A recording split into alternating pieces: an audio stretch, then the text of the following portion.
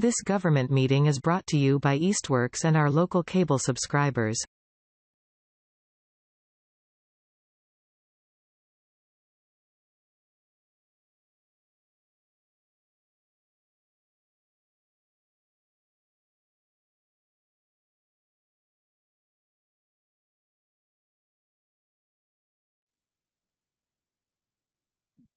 Technology is working correctly. All right. Good evening, ladies and gentlemen. Today is Wednesday, November 20th, 2024. This is the Zoning Board of Appeals for the City of Easthampton. This evening, we have three hearings on the docket, and we will hear them in order of Jennifer Kenworthy, Lindsay Rothschild, and Heavy Culture Cooperative Incorporated. So if there are people who are here for one and not the other and would like to play musical chairs, so those that are here for the earlier ones, it would be appreciated. So, but with that in mind, is there anyone who's here to speak pertaining something that is not on the agenda of those three hearings? One who's realized they're not in the right room. No dog park on this agenda. Okay, so with that said, the ZBA meeting minutes. I do not have any minutes for you at this time. Let me get this to you for Okay. December. Okay, that sounds great. And do we have any other administrative items at this point? I don't believe we, I just wanted to ask the chair if I'm going to send this around. This is a sign up or just a Yes. people to. Yes, please. And then we will also ask, so there's a sign in for who's here. And if you do have something that you would like to add when it is your turn or when you're called on to speak, we will ask that you state your name and your address, please. All right. So with that said, our first applicant is Jennifer Kenworthy. Applicant is seeking a special permit to keep a flock of chickens greater than 6, less than 25 under section 10.8 and to operate a farm stand under section 10.4 of the Easthampton zoning ordinance. The property is located in a R35 zoning district at 39 Clapp Street, map 113, lot 20. And with that said, is Ms. Kenworthy here to speak? Yeah. Okay. Welcome. Thank you. So you're looking to keep more chickens than you are permitted by right. Yes. Okay. Yes. And how do you plan on going about that? So we have a 4-acre farm with an 8-stall barn, and it's been an agricultural property for several hundred years. So that's not new. We have horses and brought chickens from Amherst with us, and we would like to have an egg stand. And to do that, you need more than 6 chickens. And we are surrounded by APR, agricultural preserved land, 40 acres across the street, 10 acres behind us, with an auto farm behind that. So it's definitely rural. And we only have a few neighbors, none of whom have any concerns with the chickens. They are kept fenced. They're not free ranging. We have no roosters. We appropriately compost and or dispose of. We have a manure pit for the horses that, gets removed from the property so that manure can go with that. We also have a compost. So that's our manure management. It's far from any of our abutting neighbors. So we think that it would be an addition to the neighborhood that would be positive.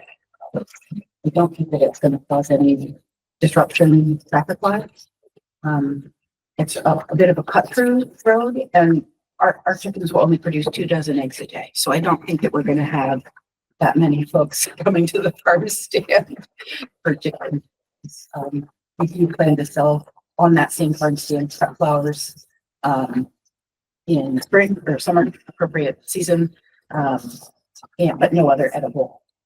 Okay. Yeah, just the eggs. So only eggs. Only eggs, yeah. Eggs and flour. Yeah. Okay.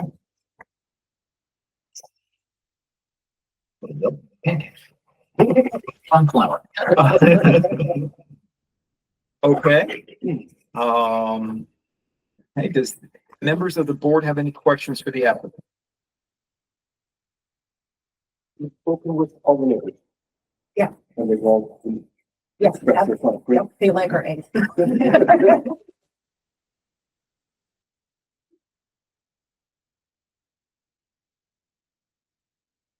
You have room if someone wants to park. Yes, we have lots of them, because we've got that big circular driveway and a very large gravel, parking area next to it. Maybe it might be for staff, do we need to specify how big the farm stand is? Like, are we just like a open approval if we just say farm stand and then it can go from a It's a small? tiny little rolling. I see a picture, I'm just Yeah. thinking about in terms of what we're approving versus what could go there at some point. Somebody later might buy it from you and then put up a massive farm stand Right. and go back to this approval and say, oh, that was approved. And should we stipulate that?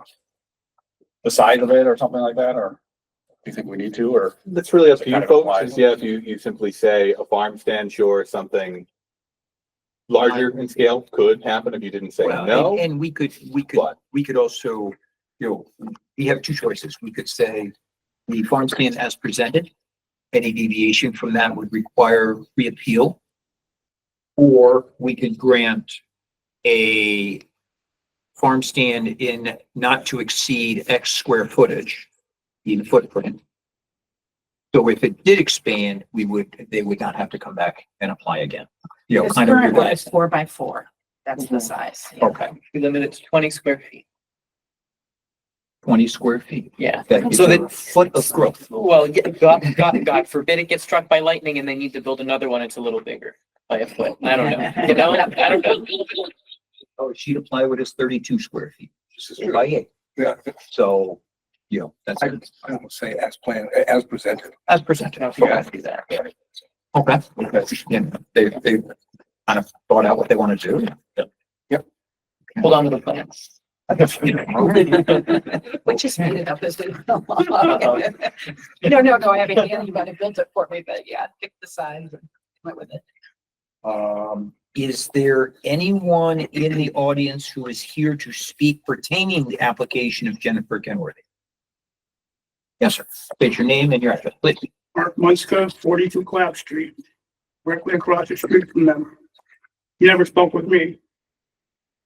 And I'm really having problems with this.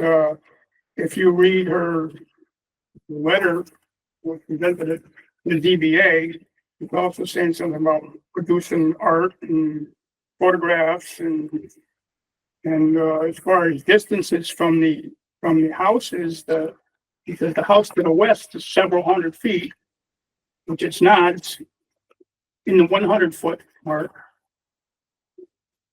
Property to the east, she's saying it's 1,000 feet. Okay, which you might as well say is Fort Hill Road. There's a lot of things that I don't know what she's trying to pull. My estimates may have been off. Yeah, well, maybe, yeah. And, but anyways, she never spoke with me. We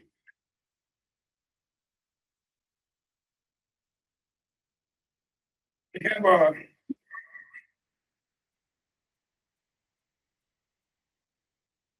it's a nuisance.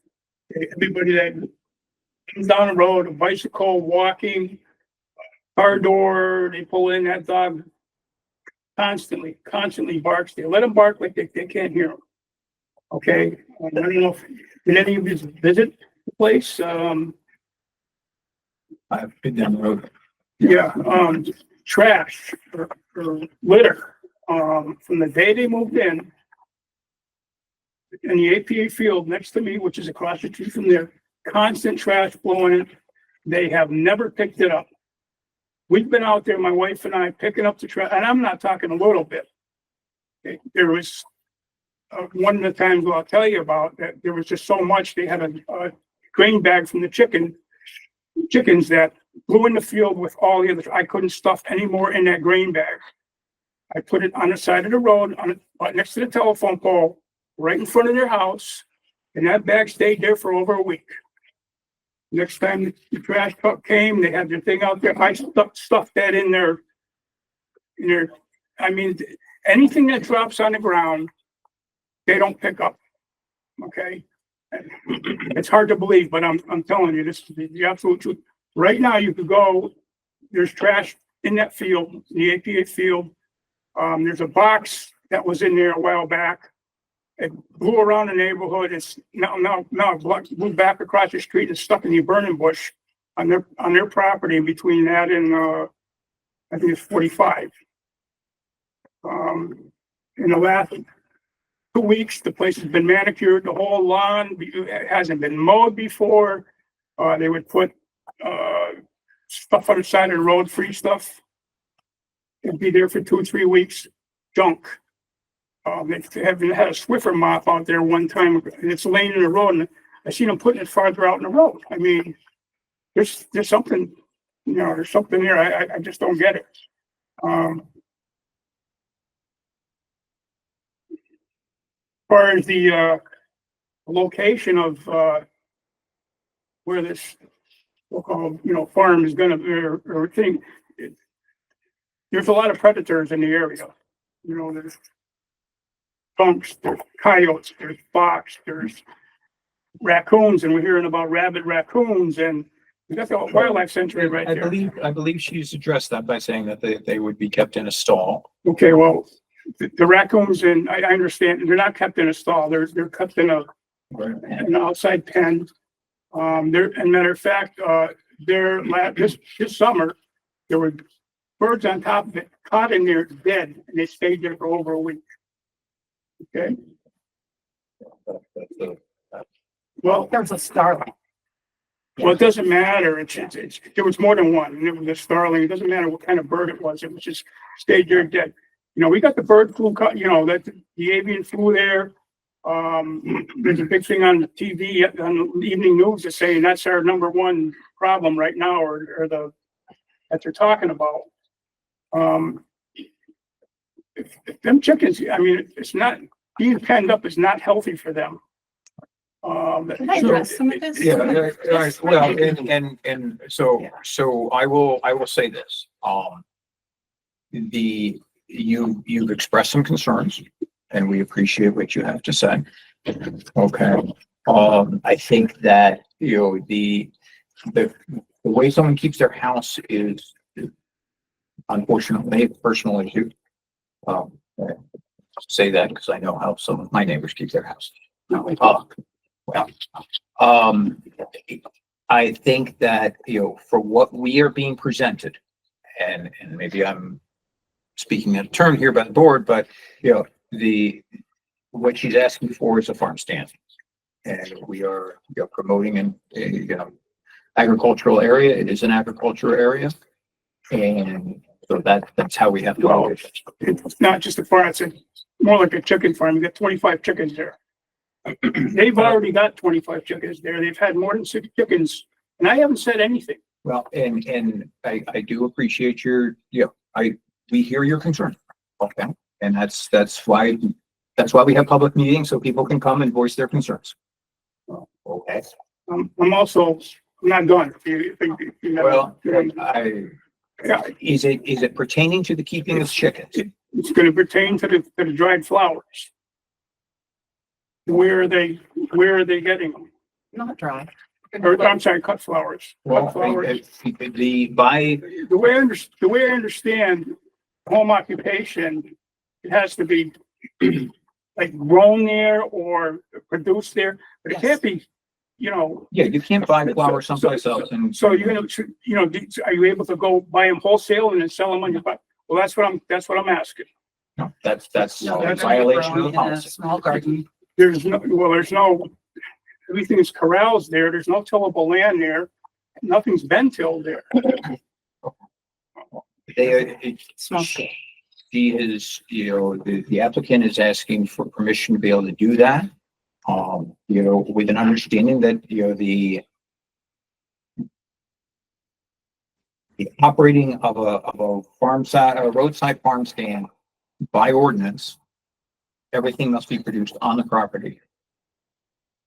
And that's, and that's part of the rules of the city.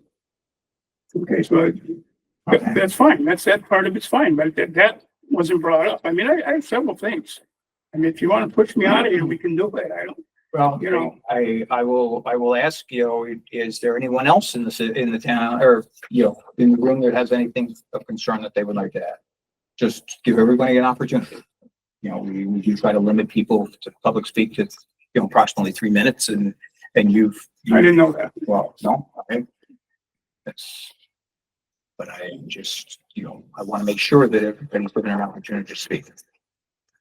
So, if you have concerns about, with your neighbor, I think you need to address them with your neighbor if they're not pertaining to the application that we have before. We have an application where she's looking to have up to no more than 25 chickens and has addressed how she would like to keep them. And, also has asked to have a farm stand. So, if there's, other issues pertaining to the house, everything else like that, I'm sorry, that's not on our agenda. Well, when I'm reading it, they're asking about, they want it kept up. And from what I can see in the ordinance.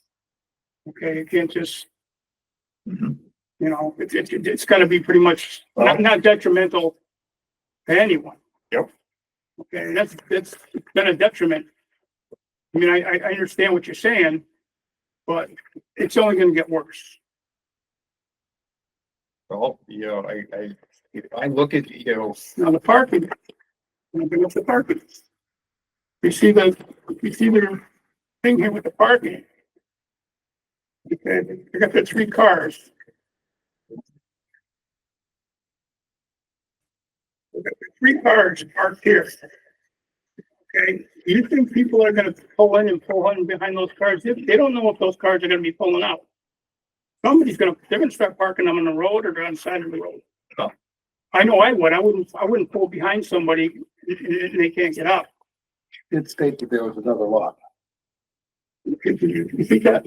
She did state that there was a second lot. No, there's no second lot. I think it's misunderstood. Okay. There's a circular driveway. Okay. We recently put on an addition for my mom and her car pulls up to the front door of that addition. So there's 2 cars off to the right of that lot that you see there. And they can pull up onto the grass. We have no problem with that. So there's a very large grassy area that's circumscribed by that driveway. That's in the driveway. And so you can pull in and not parallel park them next to each other. Yeah. At least 6 vehicles, but I just don't anticipate that we're You gonna have can that kind put of. signs up if it does get Yes. to be that. Yes. Okay.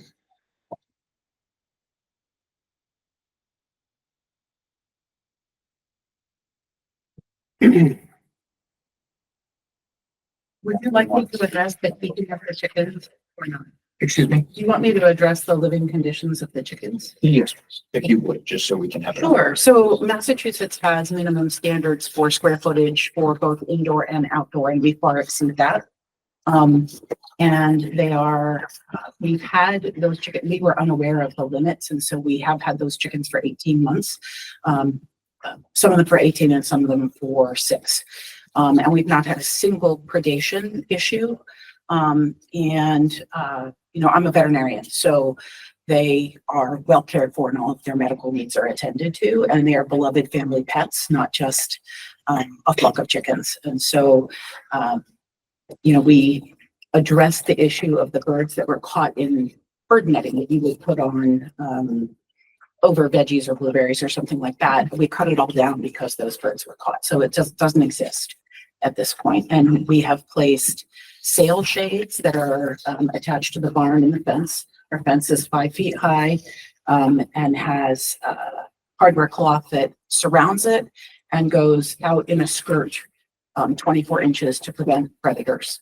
And we are using ethical rodent birth control and no poisons. So we're really being very careful about how we get for the land, the wildlife.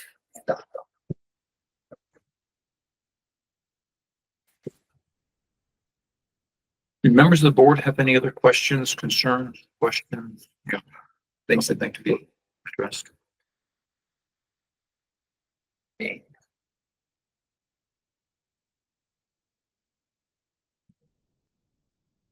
And there was no other communication concerning this from anybody online.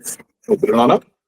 If anybody online would like to speak to the application of 39 Clap Street, please go ahead and use the raised hand function.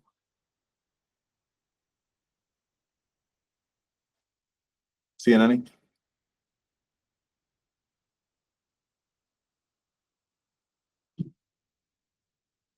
Close the public hearing.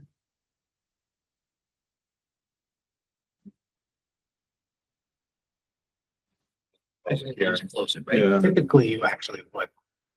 Can't hurt, never hurt. Accept the motion to close the public hearing. Okay.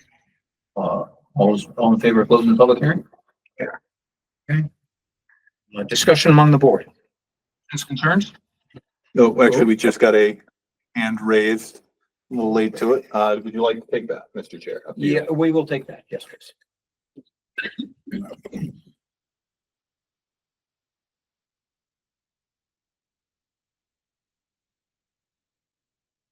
All right, John, you should be able to unmute yourself and speak now.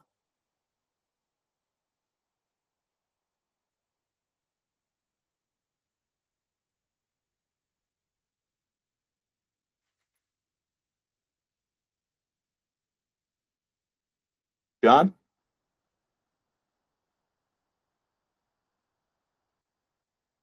He's still muted. Yeah, I don't have the ability to unmute people. Doesn't look like it. I'm lighting up blue. Yeah, John, I can see your hand raised, but you have to unmute yourself.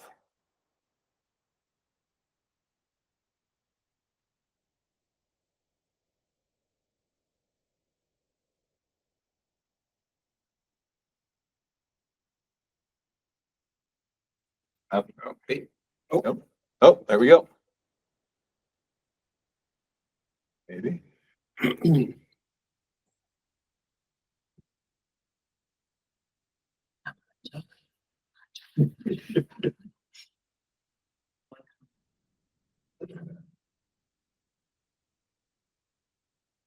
John, can you hear us?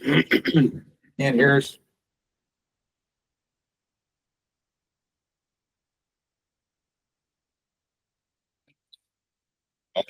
Unfortunately, we cannot hear him, so unfortunately, he will not be able to be heard. So, all right. So, discussion among the board? Questions, concerns? Nope, apparently not. Nope.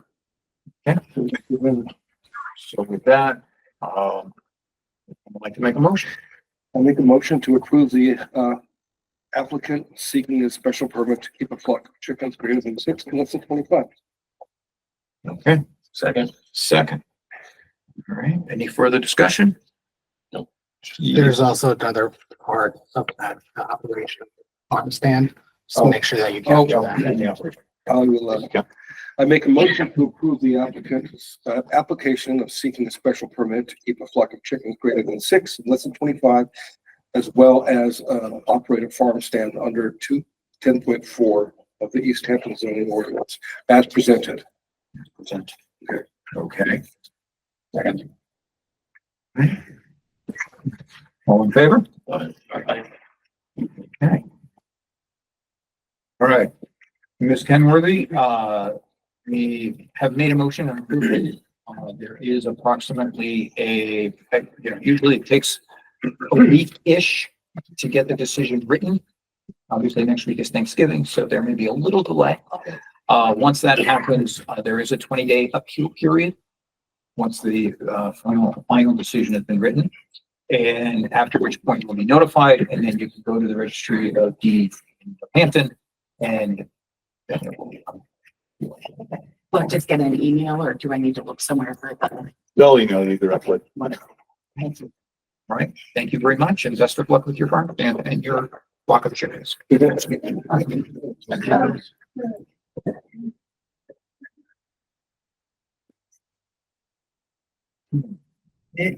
So our next applicant.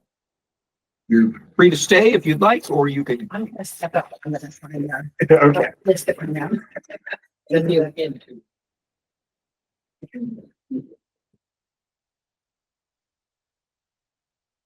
Okay, at this point, our next hearing is Lindsay Rothschild seeking a special permit to construct an attached ADU under section 8.57 and 11.12B of the Easthampton zoning ordinance. The property is located in an R10 zoning district at 73 Mount Tom Avenue, map 149, lot 77. Ms. Rothschild, are you here and speak concerning your application? Yes. Okay. So I am just combined families with my partner, and we have adult children in our new configuration. So we have more, we want to do an addition. And so when my architect was looking at, the zoning and in Easthampton, we were looking at our options, we decided to do it under the ADU zoning as an attached. ADU, knowing that you could do what you can do by right. And when we went to submit the application, there was some confusion because as it reads, well, it's kind of ambiguous, but if it's detached, it needs to be 10 feet from the rear boundary. However, if it's attached, we interpret it as it has to be 10 feet, but it's a little ambiguous. It could be saying that it needs to be the same as the primary structure in R10, which is 30, which my house is not as existing non-conforming. It's probably about 20 feet from the back. So, I mean, just the way you would do an addition, it would be awkward to like turn it up away from the other house. And also, it seems odd that if I just detached it, I could put it exactly where I'm proposing. It's a attached ADU. It has kind of a bedroom and a bathroom and a little sitting area. It's going to be attached to our primary structure. It's kind of a little deck in front of separate entrance, and we're also creating more space in our driveway for additional cars. So and the only part that wouldn't be considered part of the ADU is we want to extend our kitchen back about 4'9" so that we can put a dining room table in our kitchen. We doesn't fit one right now. And in order to do that, we'd actually remove a shed that's pre-existing there. So we'd actually be, in terms of structurally, we'd be further away from the fence than we are now. So that's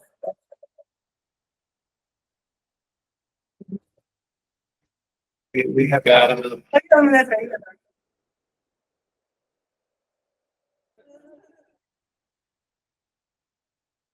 ADU has its own kitchen.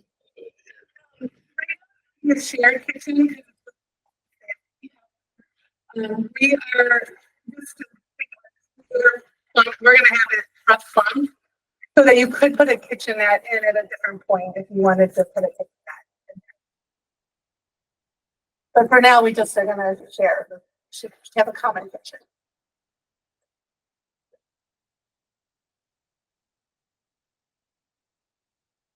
So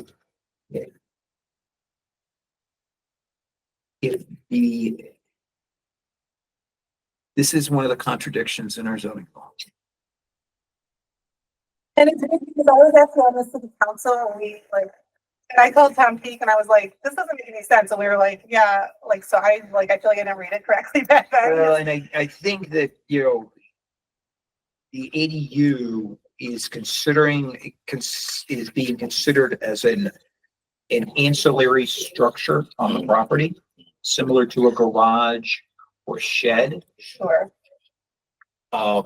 As opposed to what you're proposing is an addition. And so by right, whereas you have a pre-existing non-conforming structure and the rear yard setback is already non-conforming, by right, you could extend the house as long as you did not increase the non-conformity. So if you're at 23 feet or whatever the number was you said, as long as you did not get any closer to 23 feet, you could do that without by right. Right. Whereas you're looking to increase that non-conformity then that becomes a variance issue. Am I correct in that? It could be. So there's a couple ways that we can approach this one, which we could get there through pre-existing non-conforming. But the one that made the most sense was in the ADU ordinance that simply gives the zoning board of appeals the ability to waive anything within 8.5, including setback requirements, so long as it stays within the general intent of the ordinance.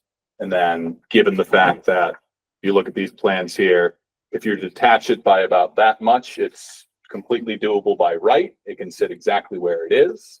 As soon as you connect it, now it's part of the principal building.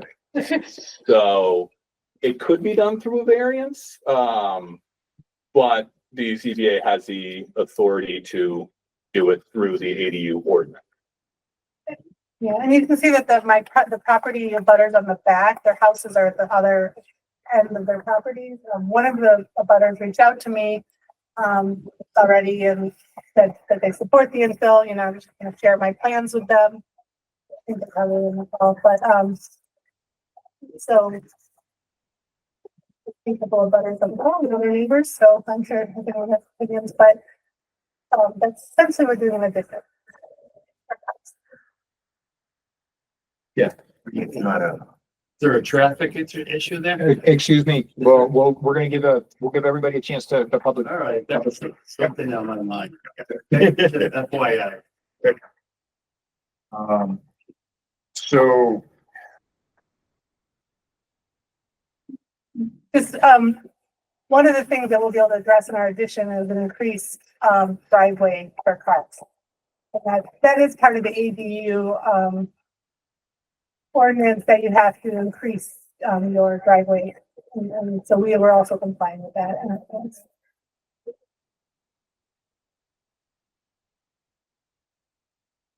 in the setbacks that are indicated on the drawing.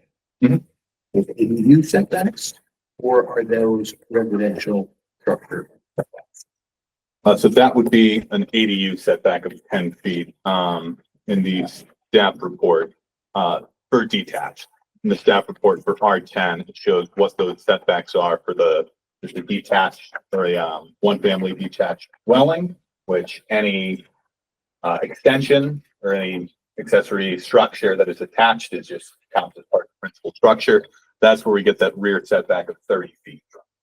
And that's where the current home that exists is pre-existing non-conforming. But the accessory dwelling only has a rear setback of 10 feet. So if you look at that there, you can see where that 10-foot marker is, and that's within the setback. It's roughly about 15 feet, which isn't allowable for the principal structure, but it is for detached accessory dwelling unit.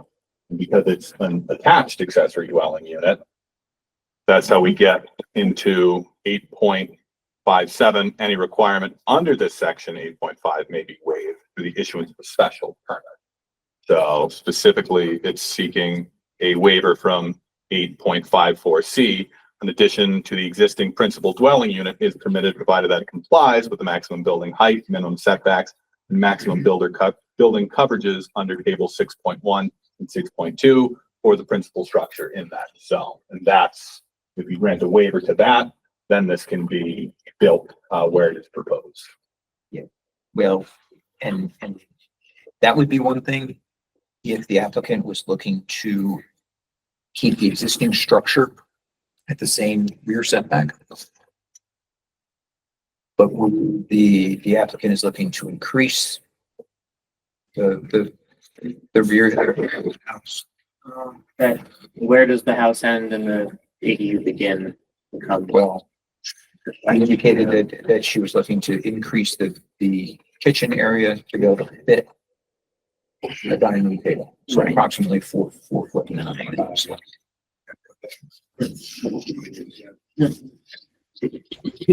I just look at it like it's just an addition. It's an addition. Can't be an accessory unit. There's no, you can't separate it And to there's sell it to have somebody else. there's living no in there. and there's no separate Is there a separate entrance even? to- Yes, there is a separate entrance. It does follow all the, of the attached units. It follows all the compliance of that. My understanding is in February, we expect kind of an update or might say something like a kitchen in there. I think that's coming. Doesn't say that yet. Currently stand, it does fit the definition of an accessory dwelling unit, by our standards.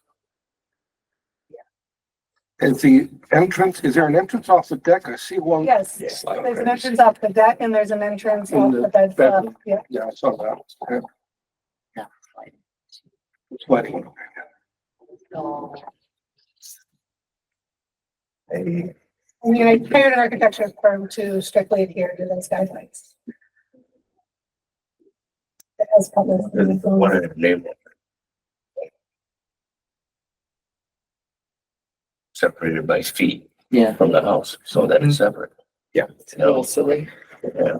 Looks a little silly, but Well, then and it makes it a that's, separate, then it makes it an ADU, right, then it's an ADU. right? This is an addition to the house. Right, it is. That's how I look at this. Yeah. But that's not what the zoning, that's not what our zoning ordinances say. And, 8.55, 8.54, attached units. You have a provision for attached ADUs. Is a thing separate from detached ADUs and separate from addition type 3. I mean, 8.54C does use the wording "an addition to the existing principal dwelling."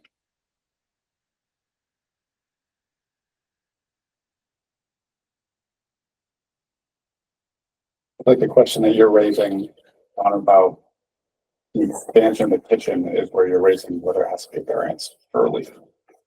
Regardless of whether it's ADU, whatever, the house is encroaching on the decreasing conformity. They're not conforming. It's the question you're raising.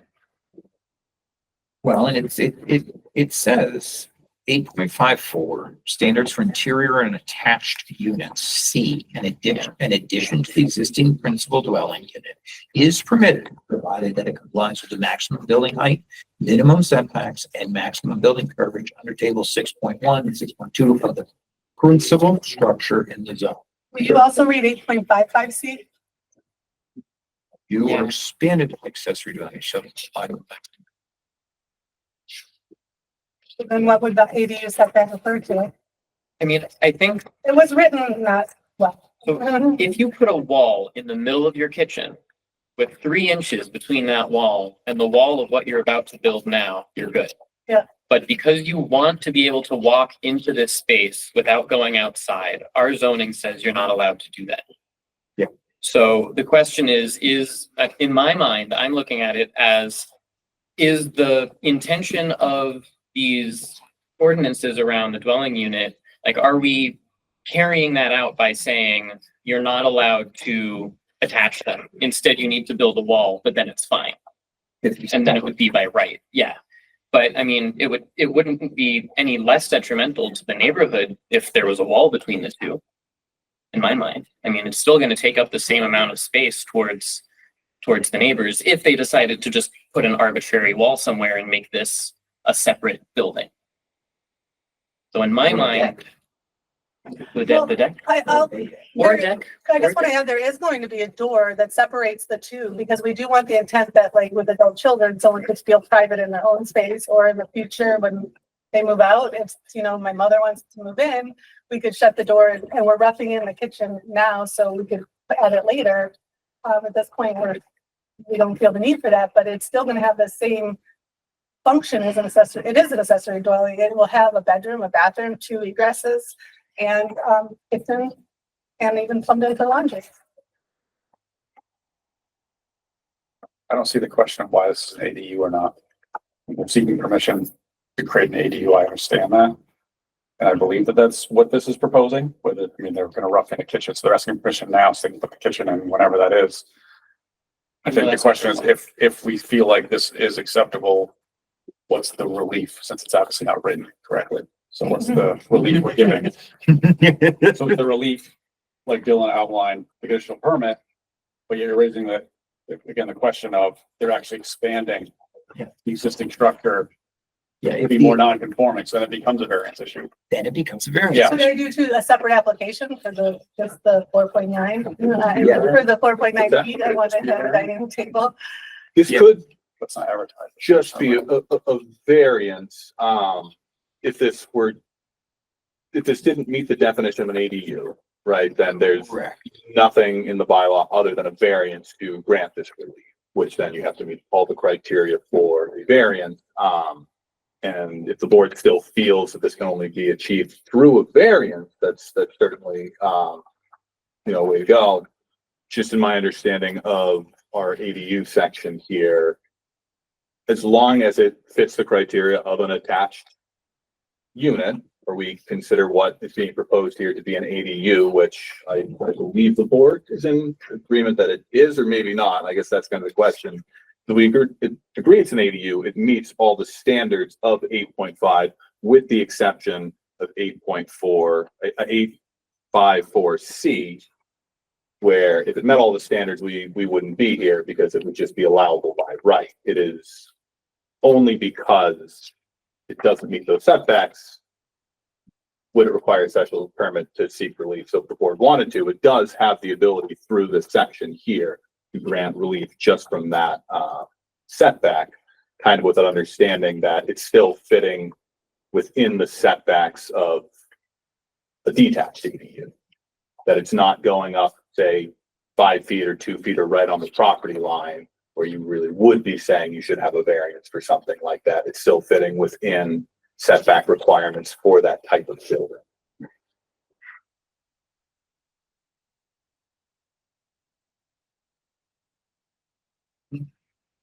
I don't know if you could say that.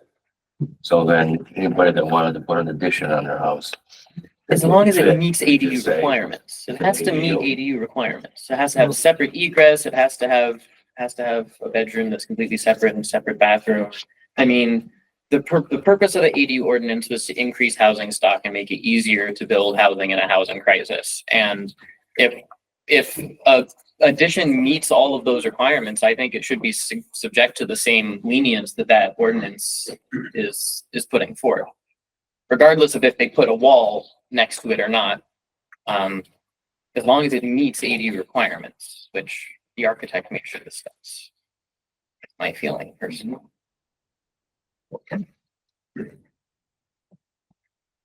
So I guess at this point, we will ask, is there anyone in the audience who has anything they would like to say concerning the application of Ms. Rothschild? Excuse me, sir. Excuse me. Yes. If you could state your name, your address, and address all questions to the Oh, board. Jesus, I'm real sorry. That's My okay. name's Don Pomakis. I'm gonna say this loud enough for you to hear it. Well, We live across the street diagonally from where you are. Oh, you get that, you got it covered, right? How many people live in the house now?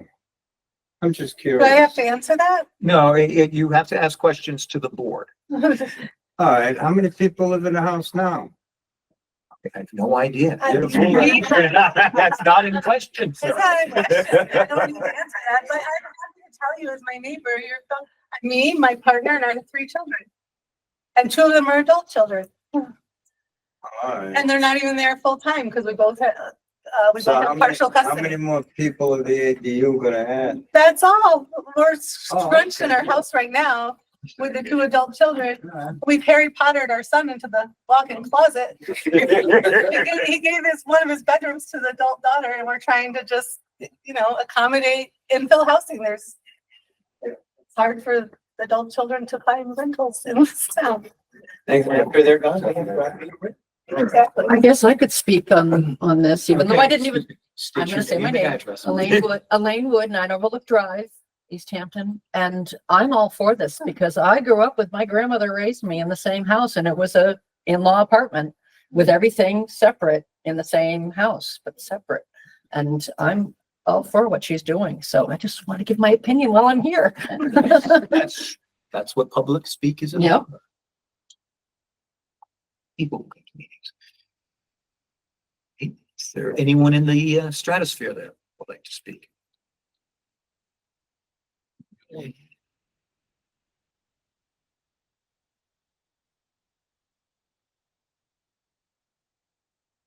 All right, Vicky, you should be able to unmute yourself now.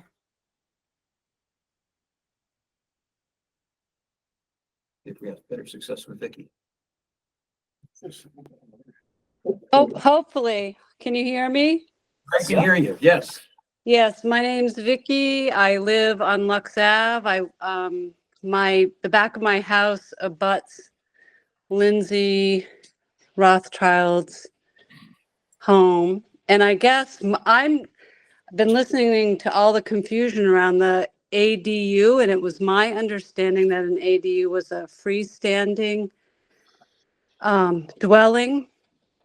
And I think my concerns were when I read this, I was concerned that the purpose was more of an Airbnb situation, which, in my opinion, would increase noise pollution because there's a lot of noise, and also traffic. There are a lot of parked cars there. It's hard to navigate sometimes. So, I mean, that's why I've joined this meeting, because I want to get a better understanding. Is it an addition or is it a freestanding? Is it an Airbnb situation where there's a lot of, traffic of different people who aren't part of the neighborhood? It's a very tiny neighborhood. Everyone knows each other. We all look out for each other. And so I just want to, I don't know if those are appropriate questions, but those are my concerns. Well, thank you very much for joining the meeting and voicing your concerns. Yeah, thank you. It doesn't apply to us anyways, but short-term rental. Airbnbs are allowed in Easthampton. Yeah, we aren't regulating it, saying. You're not having anything regulated. But that's not your plan. That's not my plan anyway. Yeah. And I understand, I will address, like, I understand, we have two adults and like 2 adult children, everybody drives. So part of our plan was to get the cars off the road and into our driveway. So, I mean, it is a public street. People are allowed to park there, but we would like everybody in our driveway. By letting you do this effectively, we are taking one road off the street and putting it on the driveway. It's currently on the street. Right. Car. Sorry. I was gonna say, road?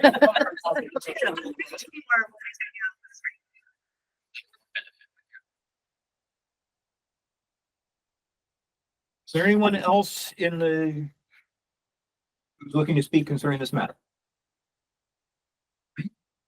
So at this point, we will make a motion to close public hearing. Make a motion to close the public hearing. Second. Okay, all in favor? All right, discussion among the. Yeah, he's across, but I'm not sure.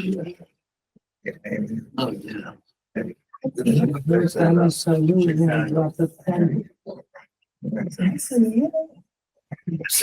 So if that's the case.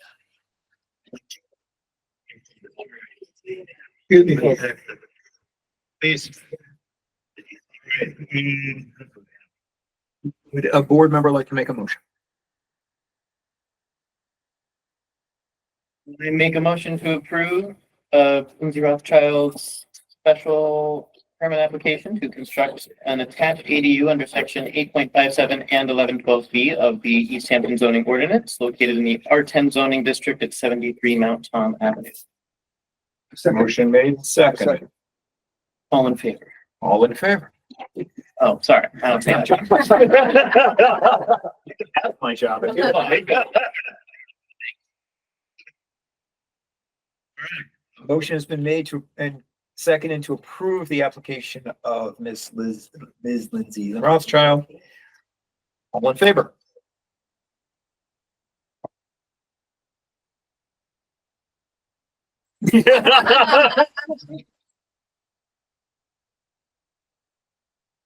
It's semantics, and this is not the first.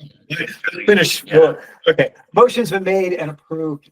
Okay, as we discussed earlier, there may be a delay in the writing of the decision due to the holiday next week. Once the decision has been made, and you will receive notification that is going to the city clerk, at which point there'll be a 20-day appeal period. At which point if there's no appeal, then you can go ahead and post your approval with the registry of deeds. Appreciate the discussion. Well, we take this stuff, we try to take it seriously. We truly do. We know that there are many contradictions within the zoning board.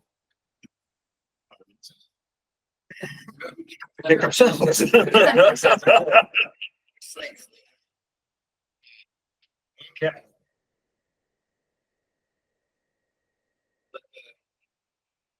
Changing the card here. Again.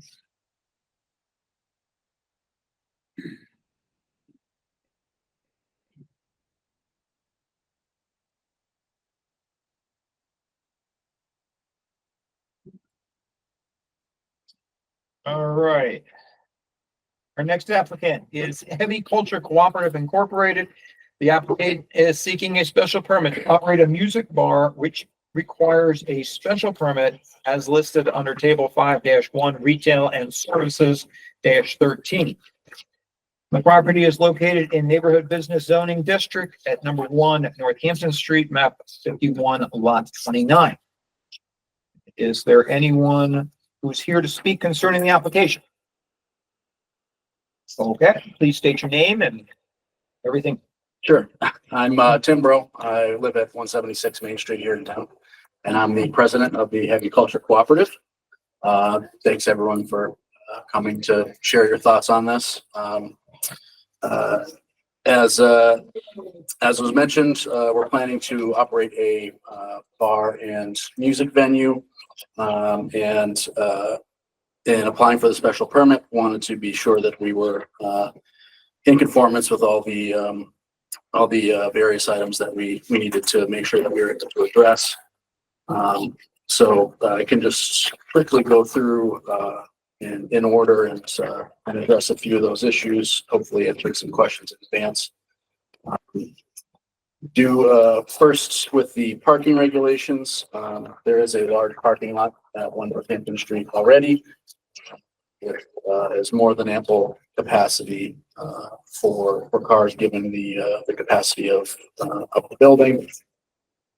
And we anticipate only having between 12 to 20 seats, not more than 3 employees on staff at any point. And all of that would require 8 parking spaces. And I think there's much closer to 80. So I don't think there's much of a parking issue involved there.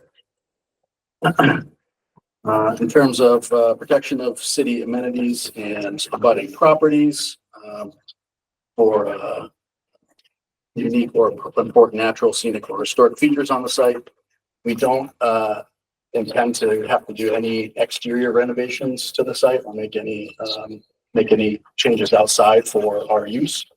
So we don't think that that's going to be an issue in this case. Certainly, there's also a question of traffic and safety impacts, and we don't expect any notable issues there, given that the majority of our events are going to be taking place at night after rush hour, when there's not going to be heavy traffic in the area already. But also the parcel is located on a state route that is designed to handle heavy traffic. So I don't think we're going to have any significant impact compared to the traffic that's already there. We don't plan to make any changes to the exterior of the building that would affect water drainage, creating any more sewage or refuse than would be handled by the existing system. And we anticipate renting a dumpster to take care of our own garbage, which should be more than adequate. We don't think that our use of the building is going to have any effect on wetlands, watersheds, aquifers, and well areas, especially since we're not making any changes outside. We don't anticipate any adverse impacts on the city's resources in terms of water usage. When it comes to the off-street loading and unloading of vehicles that we need to operate the establishment, we would, as a bar, of course, have regular deliveries of supplies. Though we arrange those to happen during regular business hours, and Given the large parking lot, there really shouldn't be any issues with getting delivery vehicles in and out there. In terms of integrating the existing landscape design features, we're not planning, again, on doing any changes to the exterior of the building. So we don't think that there would be major changes to worry about there. We may replace and update some elements of the signage. It being no longer the massage school, it makes sense to change that sign, but we're not intending to change the overall design or size of that signage. So no significant changes there, though we are open to vegetative buffers or making other changes if that was so requested.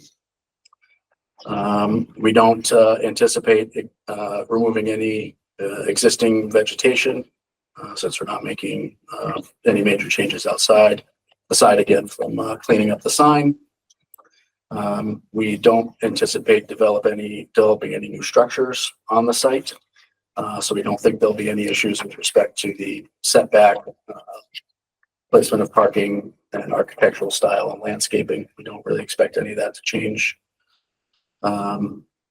We don't think there's going to be any increase in pollution or erosion, runoff or flooding as a result of our use. And perhaps most importantly, there's a question of air, water pollution, or excess noise or flagrant structures and accessories.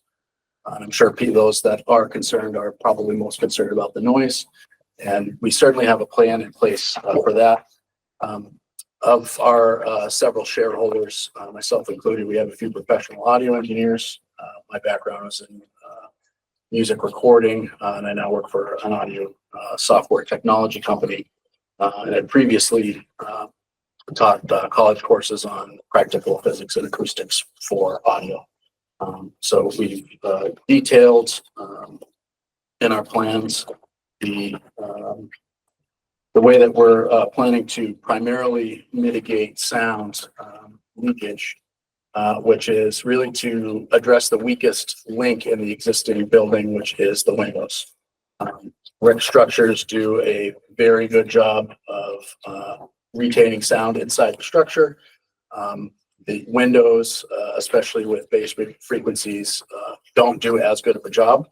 So what we're planning to do is custom fabricate what are generally called window plugs, which can be set into the window with multiple layers of acoustic treatment and seal it off so that there is not a path for the sound to travel through the window and be reverberated back out into the adjoining space. In the documentation, you can see that we estimated based on just some rough numbers, a loud rock concert, let's say at the Mullen Center or something like that, is about 120 dB SPL.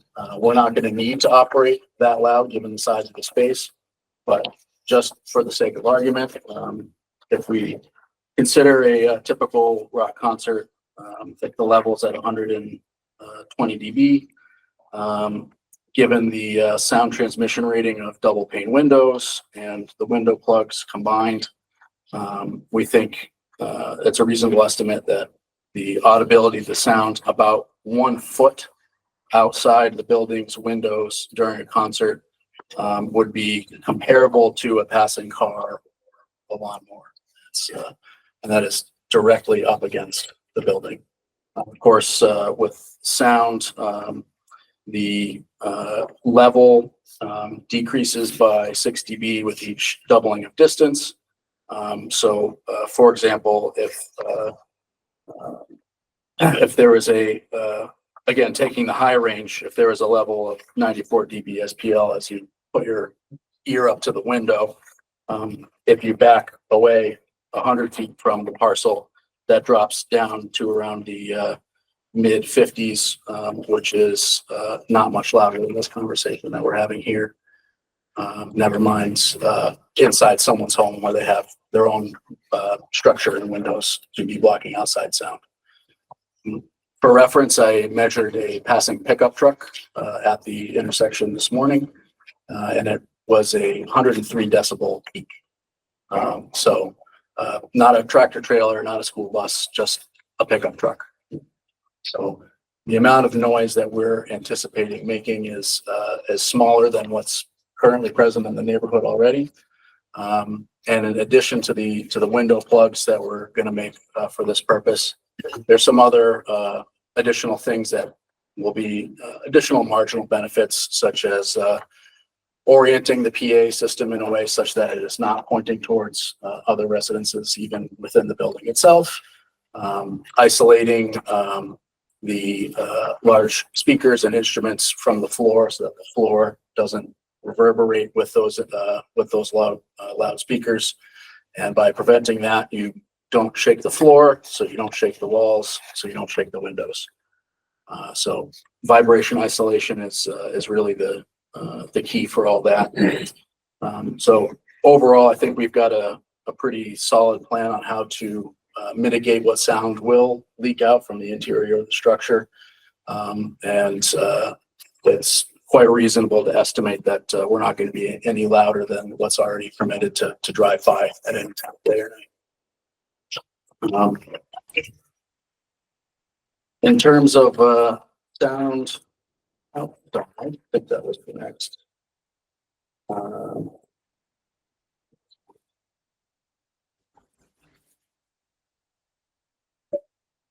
No. Okay.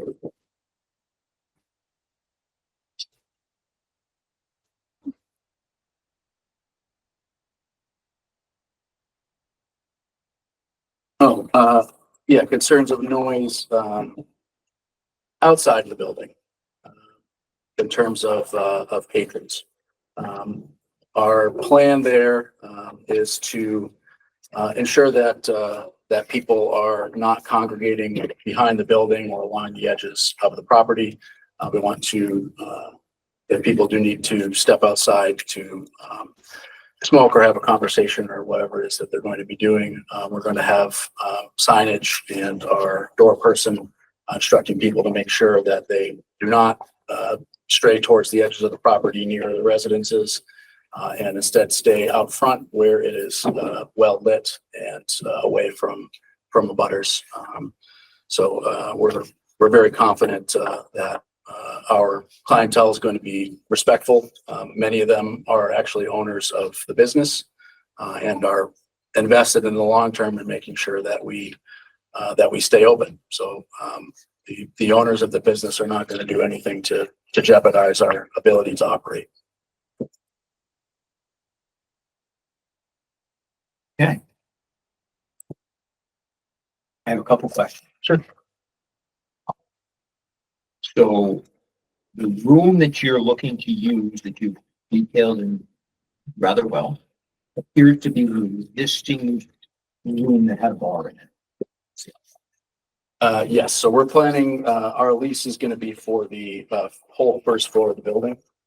So we're anticipating serving alcohol on the in the room that is the art bar, and then in the adjoining room is where we'll set up the PA system and music, which actually so this is where the art bar was here.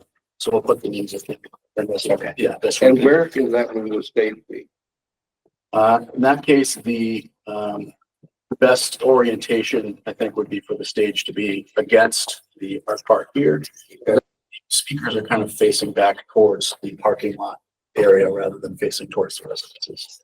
I think the window plugs is 98% of the effort, and the other orientation is within 1 or 2%, but we're going to do everything that we can. Are window plugs, are they permanent? No, they don't need to be fitted out. And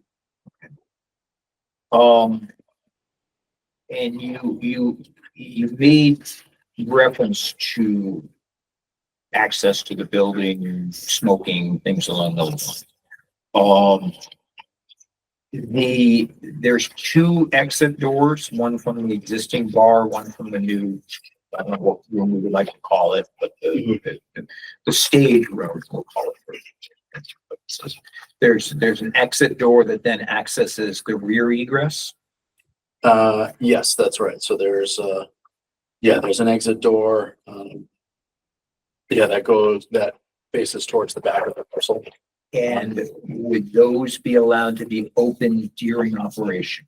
No, we plan to use that door that would face towards the back of the parcel, would be marked for emergencies only. We might use it for load in and load out, but that's not going to be, the primary means of entrance or exit for So patrons. that's emergency egress only. Mhm. Okay.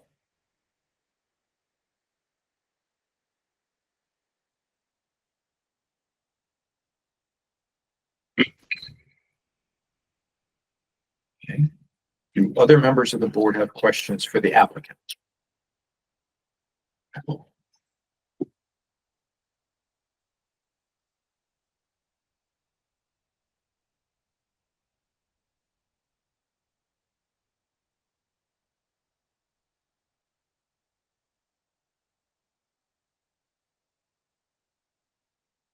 No. If it comes to me, I will. I mean, some of the concerns you've obviously put a lot of thought into addressing the sounds coming from inside, and again, some of the submitted concerns that we got before the meeting were related to the outside noise. Again, you're kind of fortunately coming after another bar that maybe wasn't very well behaved. But I'm wondering, you mentioned earlier about possibly doing screening. I'm wondering if there are also concerns from abutters about like headlights and everything. You planted like a bunch of bushes towards the rear of the lot to keep people just from gathering there, and also to create a sound buffer. And then, like you said, you have signage. Maybe if you tried to just have picnic tables or the cigarette butts in that front area near the street, that way it's kind of, there's a Make it space for people appealing. to sit that Yeah. people can hang out when you're near the street and you're not back near where all those apartments are. You kind Yeah, of- that sounds like a great idea. We're definitely open to that sort of mitigation effort.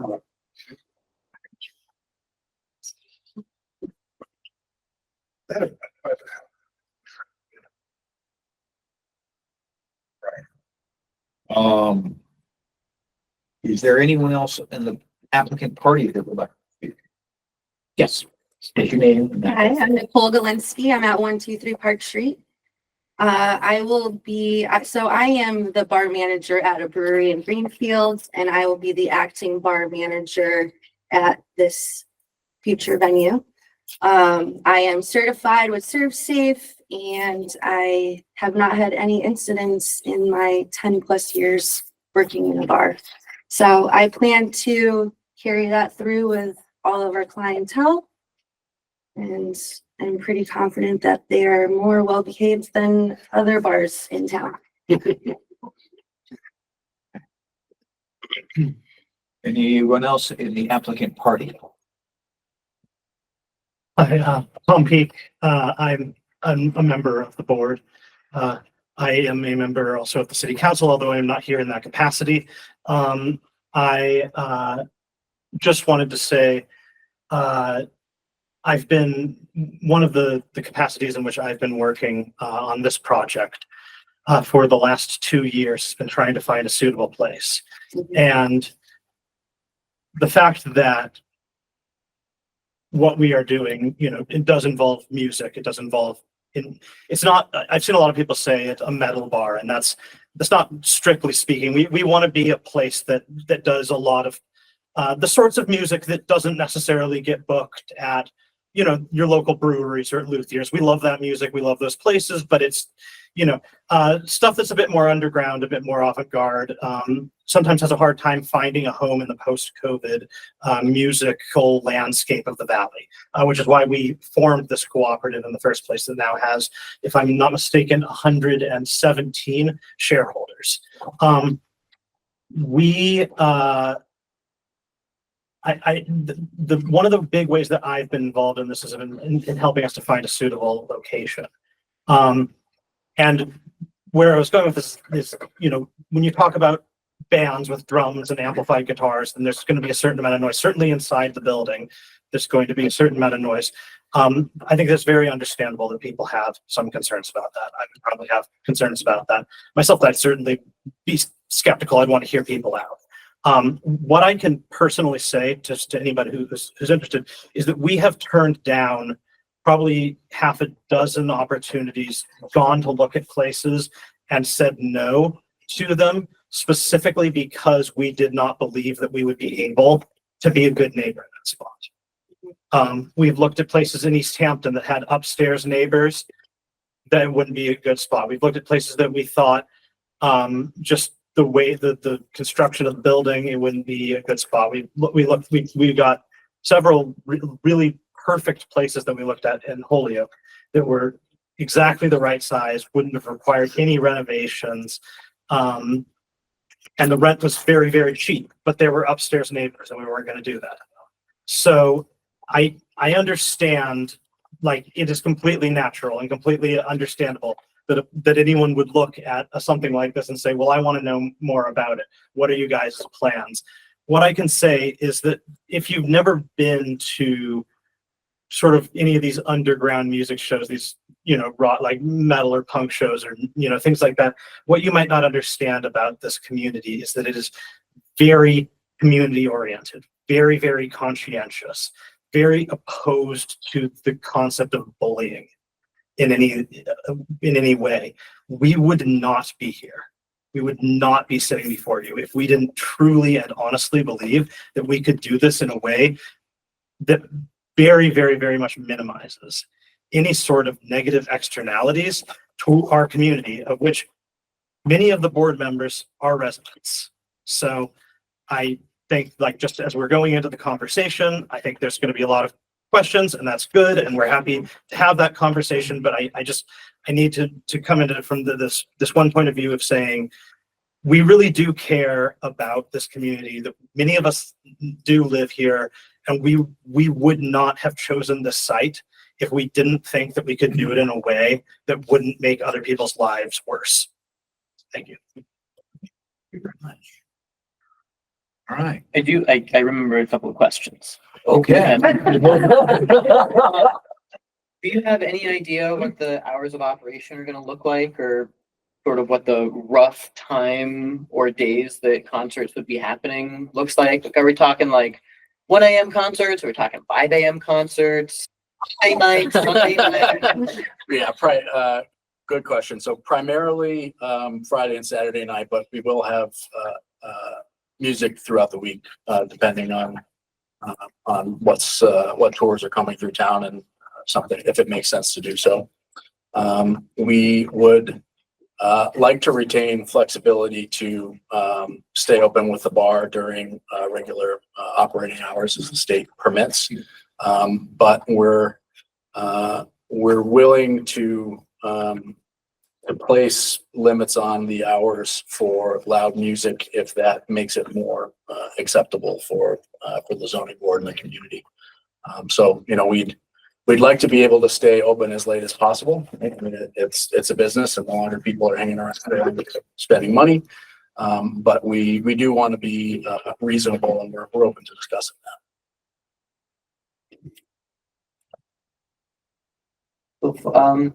I understand that the member owners are going to be like a large part of the clientele. It will be open to the public, though, right? Yes. And is the plan for all events to be public? And is the plan for all events to be ticketed, or what's sort of do you have any of that model worked out? Just, this might be getting slightly into the weeds, but in the scope of so how it sort of operates in the space. Yeah, we think the music events will be primarily ticketed, not strictly restricted to member owners. They'll be open to the public. We do anticipate also operating the bar during other hours when there's not music going on, or doing other events, having showing art or having trivia night, things like that. Just, the sorts of things that other bars do to keep interest on a otherwise quiet Tuesday night. So I hope that answers your question. Sure does. Thank you. You indicated that you were leasing just the first floor. That's correct. And Mr. Peak indicated that he had seen other locations that had occupants on the second floor and they weren't viable. Do you have a plan or do you have any idea what the second floor is going to be used for and how that is going to affect your business? It's not so much up to us, though the current state of the building is that it is not occupied. So the way this is going to work is in the short term. The current owners are going to lease to Ian Wilson, who is going to sublease to us. And then the intent is eventually for Mr. Wilson to purchase the property, at which point we'll be leasing from Mr. Wilson. So it is largely up to him, and I'm not aware that that he has any specific plans yet that would require any special permitting or approval. But we're at this point essentially just concerned with the first floor. Excuse me, the upstairs is not zoned for residential, is it? Yeah, we're good. I don't believe so. I don't think it's usable. Neighborhood as business? You could potentially do something mixed use, but that's not currently the use there now. Right, so it'd have to go through a full use. Yeah. Yes, it would, there would be review, change of use. Building inspector. Just certainly the one thing is whatever would be coming in after us to, which, you know, I think we'd love to collaborate with the building owner to help them find tenants, but whatever would be coming in fully aware of what's going on the first floor. It wouldn't be the same as, say, we looked at, a place and there's just people living above there right now, if whatever would be going in with the knowledge.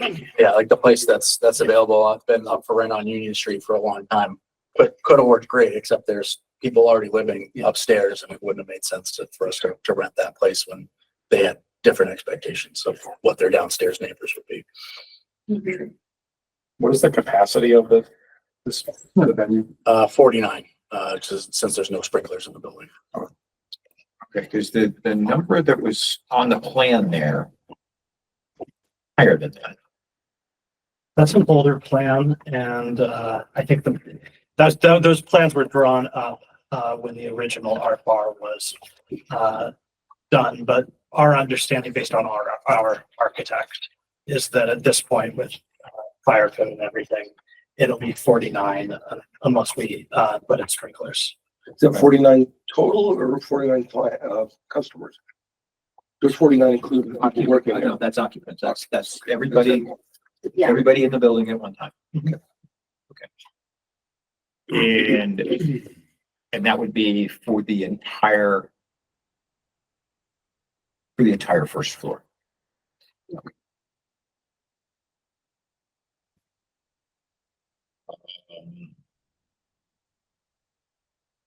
Any other questions from the board? The applicant? Okay. At this point, we will open it up to public questions. Couple quick things. Questions are addressed to the board. We ask that you try to limit your questions or concerns to 3 minutes. And if someone's already brought up a concern, that we don't keep repeating the same concerns. We are all doing this out of the generosity of our hearts, being on this board. And we do like to get to sleep this evening. 7:18. Yeah. Yes, sir. I know we have Dan Constantine, Fire Captain Dan Constantine in the audience. He had mentioned earlier in the day that he wanted to weigh in on this. Okay. Would you like me to permit him to speak at Yes. this time before public comment? Yeah, actually, that's a great thing, because that's one thing I didn't do, was ask if there was any other boards that had been contacted in reference to it. So Dan can speak away. All right. Let's see. And Dan, I've made you a contributor. If you wanted to go ahead and weigh in. Thank you very much, Mr. Chairman, board. Can you hear me okay? Okay. So I was reviewing it, and some things kind of come to light as they were discussing. One of the things that was concerning at first was that it is a, a use group B right now. And on their proposal, it looked like it was going to a use group A2, which would have increased the occupancy. So I guess one of my questions is, have they consulted a registered design professional on this particular use? Yeah, again, that, I think that plan, that you saw was drawn up by the current owners when they had, done the art bar. So we have not done, new plans for the use of the space now. Tom, do you want to speak on do you recall what the current occupancy, current use is there? Do you remember? Sure. I think we do have a registered design professional that we are working with right now. It was our understanding, and if we're incorrect about this, then obviously we can seek to remedy that, that since this building had been operated for some time as a bar, that and was in good standing with the city, that the use type would not be changing from what it previously was. So that's my current understanding. I think was the primary use was as a school, correct? As a massage school? Was that what was permitted for through the city? Mr. Constant? Yeah, as far as I know, it was, when I recently checked this week, it is still classified as a use group B business. So I'm just, and this would be a question for the design professional, it being now used as a bar. I know it was used as a bar in the past. It looks like it was used under the use group B. It was allowed at that time. I'm not sure if it should have been. I'm not sure. Maybe because it's below 49. That's more of a a question for the design professional and the building commissioner, because it falls mainly under the building codes. Some of the fire codes do touch it. And again, I just want to kind of emphasize, my role here tonight is just my job is to make sure that the occupants in there are safe, and by making sure that everything is up to speed as far as the code goes. So that's kind of my sole purpose here tonight is kind of ensure that, and maybe we can have I need to have probably some ongoing conversations with the group too, to see look exactly kind of what they're looking at, and with the commissioner and the design professional to see if it can stay in a B use or if it has to go to an A2. And if it has to go to an A2, then as they know, there needs to be a total code review of the building to see with the change in use. Sure. Yeah, that we're happy to go through that. We've become familiar with that process as we've as we've tried to do this in a couple of other places in town. Yeah, we're perfectly willing to do that and familiar with what all that takes. Yeah, I'm glad you brought that to our attention. Okay. Just add something. We kind of have a chain of events. So if we do get approved for this, we're then going to have to apply for entertainment license, which is going to be a whole nother conversation like this. And then we got to apply for a liquor license for the establishment. So this is just the tip of the iceberg of meeting with everyone. So I'm sure getting the max cap of the building is going to be like definitely something we are going to have to get for the next couple licenses. Yeah. Not this one. All right. Okay. Any other questions? Captain Constantine? There you go. I think he's frozen. He's frozen. And Kyle Gagnon has his hand up. And yes, no. Yeah, he's very frozen. Everybody's. Oh dear. Oh, Nope, sorry. oh no. I hope he comes back.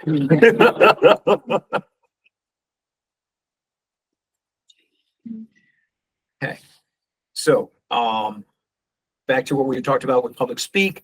I will ask that you state your name, you limit your time, and don't repeat everything. So, is there anyone in the audience who would like to speak? Eddie DeCray, Greenview Lane.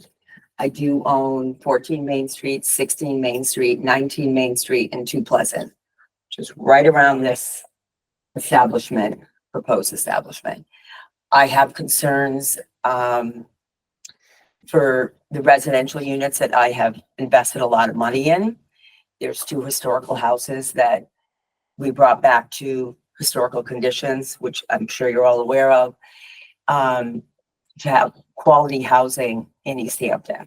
I'm concerned of the noise volume, the traffic, even though these guys did a great job with, metering traffic and stuff. They didn't meter traffic at 1 o'clock in the morning and 2 o'clock in the morning.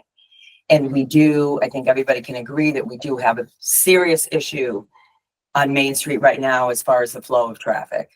I have a granddaughter that I pick up at Young World. It used to take me 5 minutes to back out. Now it takes me 20 minutes to back out. And I can only imagine that this is going to create more. And my understanding is that if it becomes more detrimental to the area, which I feel that there's a lot of residential around there, not only my units, but other people that actually live there, that it shouldn't be considered. And I believe that this is going to be more detrimental.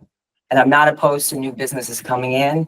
I'm opposed to what I've invested in the city to have great residential units and have people not want to live there because of the noise volume at night. And you could put as much glass and whatever, and I'm not talking about the band, I'm talking about the traffic at night. I'm talking about the lights shining in their apartments, things that you can't do anything about. That's my position. Okay. Thank you very much. Yes, please. Yes. My name is Lonnie Chu, and I live with my husband David Chu at 25 Lyman Ave in Easthampton. I'm the president of the Town Common Condominium Association, which represents the 4 units in our building at 25 to 31 Lyman Ave. This building borders the property at 1 Northampton Street. You have already received letters from Lisa Harding, my next door neighbor in the building, detailing the problems that the previous bar created in the parking lot and the street in front of our building. And from Sharon Lessard, also in the building, detailing the need for quiet and ambulance access for her seriously ill husband, which would have been a problem back then. We don't know how much control we might have over who's parking where, but if it's right in front of our house, it will cause a problem. I have 6 points to make. Number 1, David and I worked really hard for decades to be able to afford our home in Easthampton. We searched for at least 4 years to find this quiet, quirky, walkable town in which to spend our retirement years peacefully and to enjoy the arts. We're musicians. We have our own band, and we have nothing against people enjoying whatever music they like, but we believe that that enjoyment shouldn't come at the expense of our neighbor's peace. We are highly sensitive to sound. When we hear a train whistle, Dave can tell us that it's the C sharp minor 13. So that's interesting to connect with. We worry that the throbbing beats at low frequencies will penetrate our home and make it impossible to keep our windows open at night because of noise and light pollution. I'm going to speak a little bit more to that, the idea of a lawnmower. There is somebody who mows the lawn at the what's called the paternity, what's it called? The Patrimony Center, which was the church just down on Pleasant Street. They mow at 6 in the morning. It always wakes us up, wakes you up too. And Melinda is our next door neighbor on the other end. We can hear that lawnmower all the way from the church to our house. That whole area resonates sound. And it's particularly, you can hear it when it's late at night or early in the morning. So as far as the lawnmower sound or the truck sound, the lawnmower sound only lasts for about an hour and then it's over, thank God.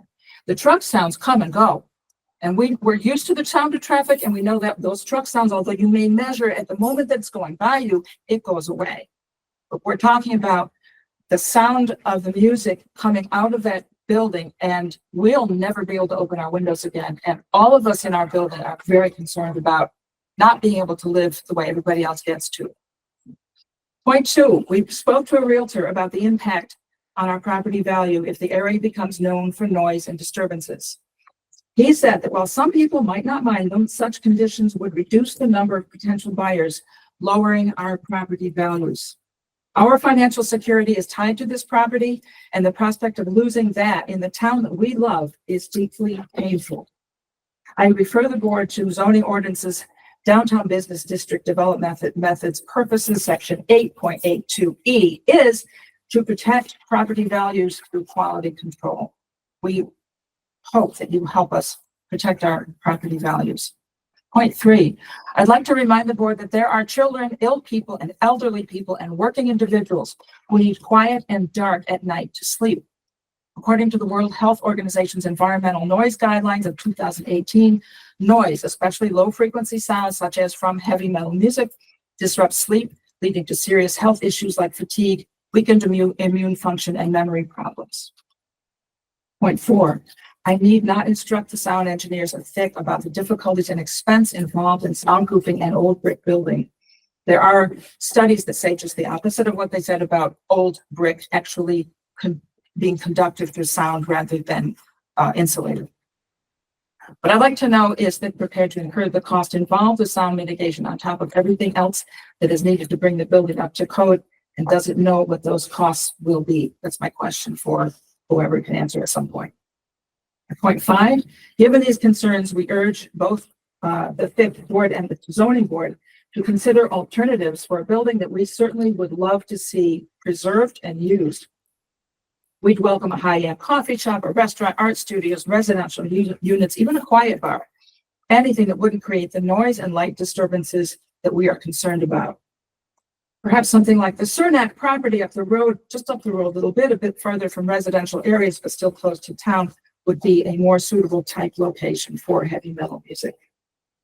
And six, finally, our deepest concern is that promises will be made, the late night heavy metal music and bar patrons will disturb our neighborhood anyway, and there will be no enforcement of the limitations placed in order to get this application approved. It will be very difficult to undo it once it's done.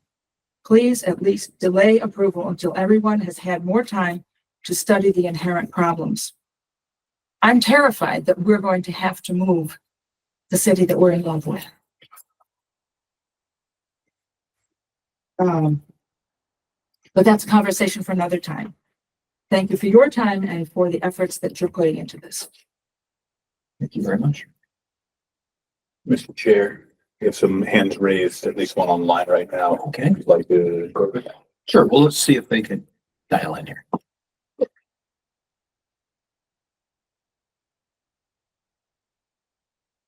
And then S. Nort, I should be able to unmute yourself. Hello, can you hear me now? Hello? Hello, yes. You can hear me, thank you. My name is Sarah Northrup, and I own an abutting property. Couple questions about the plans. I couldn't tell from the drawing which section of the building the actual performances would be taking place. Would they be on the side, in the rooms on the side by the neighborhood, or on the street side by Pleasant and Northampton Street? The plan as presented would be in the rear of the building towards the parking lot side. Thank you. Are there interior renovations planned? You said you weren't doing anything to the outside, and maybe the future owner or your landlord would be doing something, but will there be the building permit process for interior work? Any work that's done in a building, especially a commercial building, would require a building permit and inspection by the building inspector. Like building the bar itself and plumbing and that sort of thing? Yes. But the bar's there already, isn't it? Yeah, Oh, and the plumbing's there too. okay. In the last bar that was there. And what year was that? Anyone remember? A massage school, they bought it in. I can answer uh, if you'd like. 2004. It says that they were, believe the bar, was open from 2008 to 2014. 2008 to 2014. Thank you. Massage school and after that. No. Massage school, Oh, got it, got it, got it. yeah, they purchased the building in 2004, I believe. Any changes to outside lighting? You said that there may be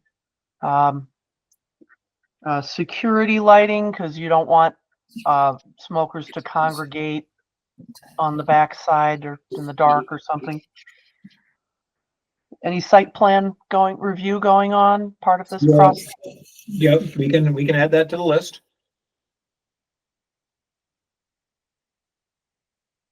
And I guess this is a question for the board. So the current use group I heard is as B for business. And in the zoning ordinance, my understanding is that as a neighborhood business that a bar is allowed with this special permit. Is that true, that as far as zoning goes? Yes. Okay, so it's not more complex. They don't need variances or waivers. They're not requesting any waivers. No, not within a neighborhood business district. Any other have any other neighbors been specifically addressed or presented plans at this point? There's been other concerns brought in by other neighbors. Yes. Okay. Let's see. So yes, traffic at night, and so what I'm hearing is that without a sprinkler system, which I know is be rather expensive, your maximum occupants would be 50 persons, including staff. Is that correct? 49. 49. And is that for the first floor or for the whole building? That would be the entire structure, is my understanding. So that would certainly. Yeah, the application is only for use of the first floor. Right. Okay. All right. And so I guess it would be certainly good to see a site plan that shows a clear layout. The parking lot is pretty bad, bad condition right now. So it's kind of hard to tell how you'd put the approximate 80 spaces that were mentioned. And if there's any other needs, there's certainly site work. It would be nice to clean up along the sidewalk. There's been a snow fence there for 6 or 8 years and overgrowth and stuff. It'd certainly be nice to clean up fence lines, etc. But I'm mostly curious about the layout of the parking and any exterior lighting that would be affecting neighboring residential properties. All right. Thank you very much for your concerns. Thank you.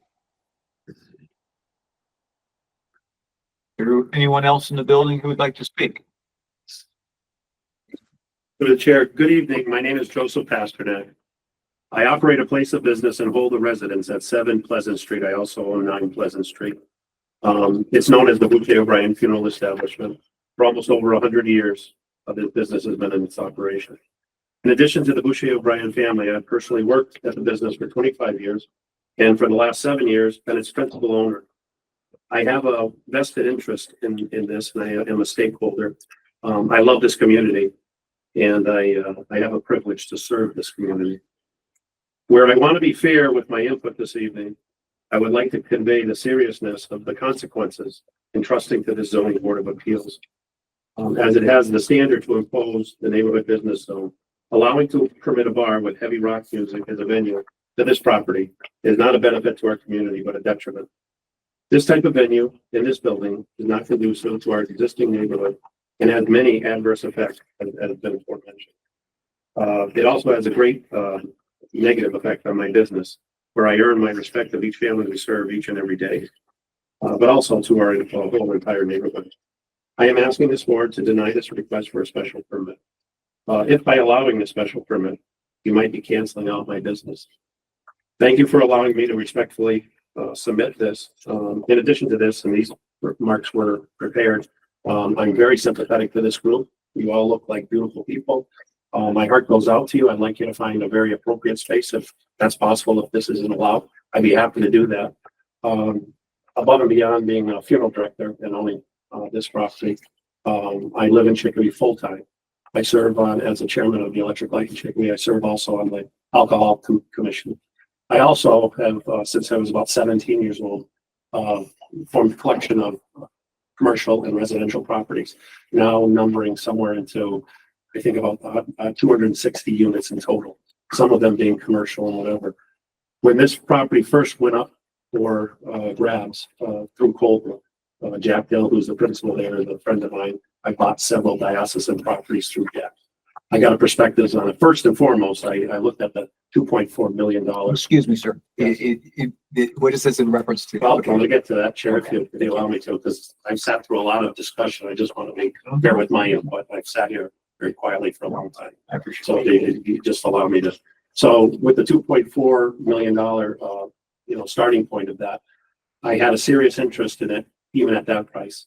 I got prospectus on the property. I looked at the building. I looked at the condition of the building. It's in really, really tough shape.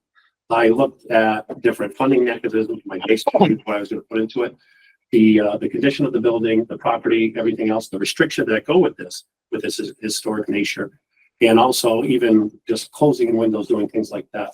You're up against a really, really big, battle with this venue.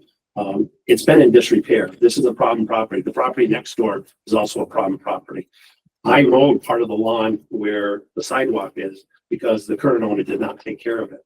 I went to the town to see if I could get something done about it. They couldn't do anything, they told me, which is really sad. It was a negative effect on my business just in that alone. So once again, I'd like to see something happen with this building.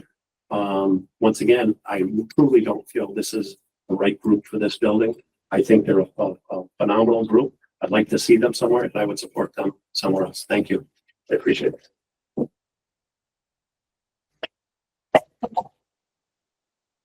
Anybody else online? Just kind of going back and forth.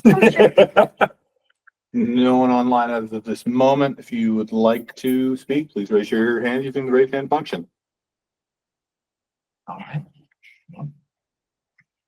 Hi, my name is Lisa Miranda. I live at 43 Washington Street, Westfield. And I am a member of the board for THIC. Respectfully, I do believe that this would be a boon to the community because we currently 117 right now we have for member owners. Right now we have 117 member owners.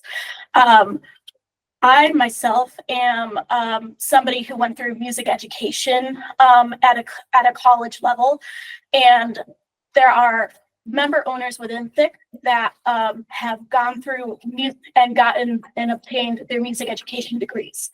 And I know that we've mentioned that we're not going to be doing music every single day of the week. We're not going to be doing metal shows every single day of the week.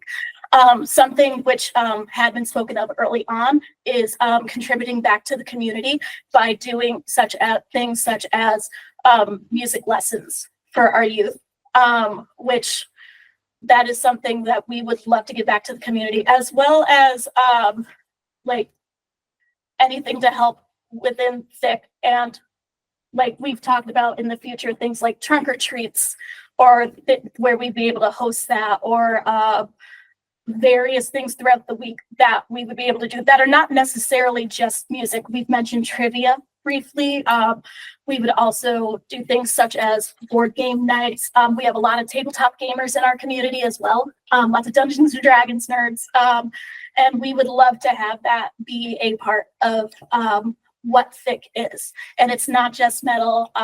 It is also just, as Tom said, not just music, it's music that may not necessarily be in a brewery setting because we just don't have that platform as often since COVID. Thank you. Is there anyone else who would like to speak? Oh, we've got a hand. We have, Kiam, I'm going to.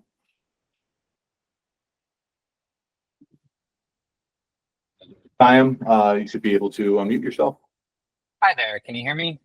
Yep. Yeah. All right. Hi everyone. My name is Kym Jamrab McQuaid. I'm a resident of 8 Jones Drive. Frankly, I'm not in a butter, but I am a lifelong resident of Easthampton, and I care deeply about the culture of the town. And I think when I saw this proposal come forward, and when I see the mission of the Heavy Culture Collaborative, I think that they're a quintessential example of the kind of group that makes this area the amazing place that it is to live. I think that this place or this venue has the opportunity to really foster an inclusive community for artists. And I just want to voice my support for that. So thank you, everyone. There was one other person there.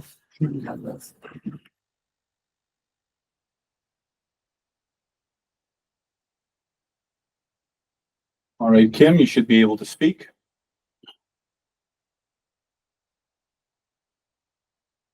Unmute yourself.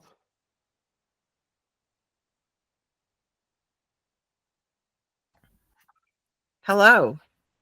Can you hear me? I live at 14 Main Street, one of the historical buildings that Betty was talking about. My picture is actually from my kitchen window where I wash dishes, and I'm very close to that building. I'm really excited for it. It's a really loud corner. I don't think that added music is gonna add any more. I am very aware of the businesses around and the impact it might have on them. But when you think about it, it's under 50 people. You know, the Blue Room has bigger events than that. And, you know, I walk from Galaxy to my house quite often at night, and it really doesn't impact the neighborhood that I can see. I think the members of this organization seem very open to being good neighbors. And I would hate to shut them down just because the sky is falling, because I don't think the sky is falling. That's all. Thank you.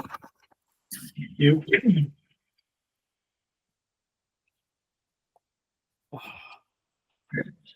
Yes. I might as well speak up. Elaine Wood, 9 Overlook Drive. I've actually heard Tom play a couple times, and it's not even my kind of music, although it was after the last time I heard him. And I really think they're going to do their best because most of them live here. They're not going to want to be detrimental to the neighborhood. And they are going to be working on Main Street. They are redoing to alleviate the traffic. They're going to be doing something. I don't know what yet, but it's a state road. But I really think they're going to do their best to make sure it's quiet. They do in studios all over the place.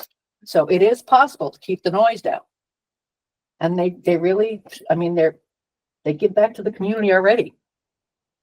They already do. So I think it'd be great for the city.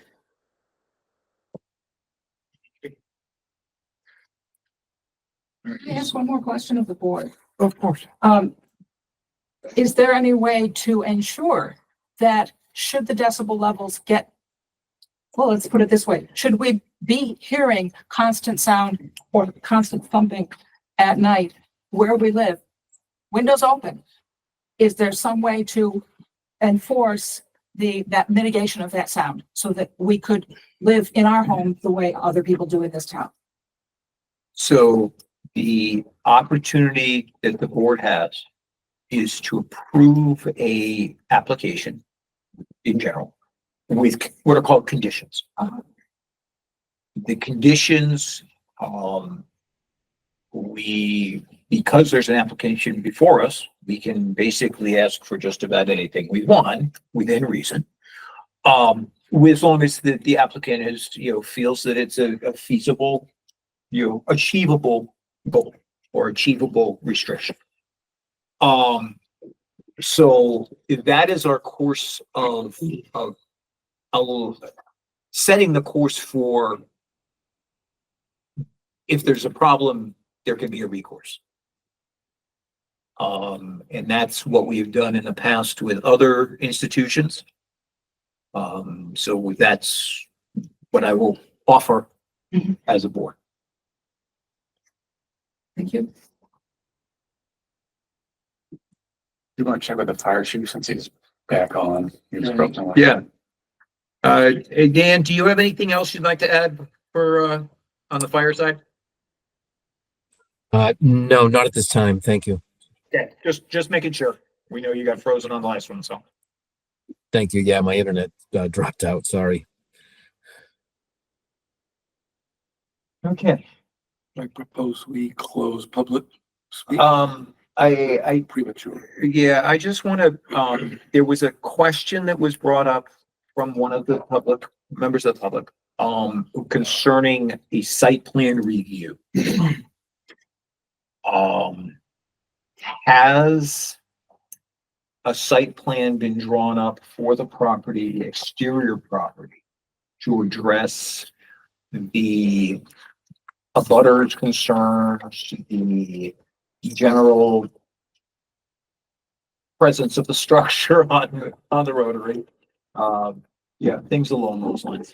Sure. No, we have not drawn up a specific set. Yeah, go ahead.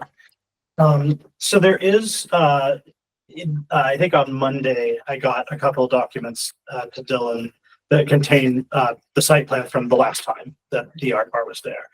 With at least the parking lot and the plan of entrance and egress on the parking lot. So that that might have not made it into the initial packet, but yep, there it is. So that has that was done by an architect when the original building was done. We of course would be happy if there were alterations to that people wanted to make when it comes to barriers or there were a few other things that were mentioned. We'd be happy to consider any of those things. But that's what we have right now. The one thing I do want to say is that we are in a slightly unusual situation that perhaps we could use some help from the board in figuring out how to navigate, where this is a building that's currently empty. It is in the process of being purchased by somebody. That somebody is not thick, right? There's like Mr. Wilson who's here is going to be purchased, is looking to purchase the building. He's looking for us to be an anchor tenant in that building. But when it comes to a lot of that stuff, like when it comes to, for instance, exterior lighting, that's really not our call. That would be Mr. Wilson's decision. We could talk it out amongst ourselves if there was somebody who wanted us to do something like that. But I just want to reiterate that there is sort of this situation where we are looking to occupy one floor of this existing structure for whatever that's worth. A correction to the chair, if that's the case, then the heavy metal should not be applying for this variance. It should be the owner. No. We're applying for the May I ask, license. so just to clarify, we're not applying for a variance. Is that special permit? If I said variance, But there's usually conditions that go with that, and that's what you're enforcing here. So it goes with the applicant, correct? with the leased property, it would go with the leasee. Or reserve. We dealt that with Duncan before with the sign, right? They're a lessee of that property. Correct. So, Overwhelmingly. I'm sorry to buildings will interject be again, but if lessees. you're talking about a leased property, he does not own it yet. They can't have a lease with someone who doesn't own the property. He has a lease with the current owner. He has a lease to buy, the A lease that not- prospective, Okay, I'm sorry. this prospective owner has a lease with the current owner with a lease to buy. So they're already leasing the property, is that correct? The prospective owner is leasing the property. We And haven't actually signed that lease yet, which seems to matter for the technicalities of this hearing. We've been talking for about 4 weeks now. It's just been lawyers are going back and forth and haven't finalized that. I move to the chair. I'd like to have that dismissed and sent to legal as a ruling on that because I don't feel this is technically correct. I don't agree with that. I mean, we've seen plenty of applications where decisions are made that there might be conditions upon whether they pursue the lease based on what rule they make. I mean, You're giving a special permit to someone who does not have a lease, and the person that supposedly they're leasing it from is not a leasing yet or an owner of the building.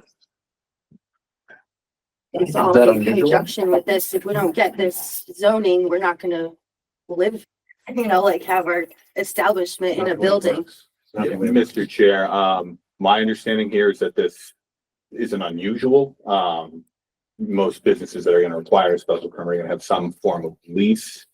I don't believe we necessarily have any concern about what that lease looks like. That's kind of And we can put that in the condition. correct. And if the board does have any concern about this, I can run this by the city solicitor as well to get their determination on whether a lease and a sublease is fine for a special permit. I can't imagine there would be any issue, but I can get confirmation from the city solicitor if the board doesn't make a ruling on this tonight. Maybe we should. I think I think, in light of that concern and a formal site plan presentation, I think that we may need to table this meeting until we can have that presentation and confirmation from the city solicitor and from, the applicant by way of the site plan of what is, what you're looking to do, how you're looking to present outside, as that's part of what we're approving. Okay. Sure. I guess just a question and point of clarification for the board that, as far as I'm aware, certainly we, and I don't believe the owner had intended to make any changes to the current site plan. So I'm not quite sure what we would present to you, because any changes that we would entertain would essentially be at your request. So I think that in light of the change in use from a business to a, what's this called? An A2, but there's a technical term. Is assembly. Assembly, that's the word I was looking for, sorry. Your points of egress may be different, required egress. Your lighting of required egresses may be different. Things along those lines that need to be addressed. And that has direct potential detrimental effect of abutters and the public. And we want to make sure that we have all our I's dotted and T's crossed before we approve them. Yes, sir.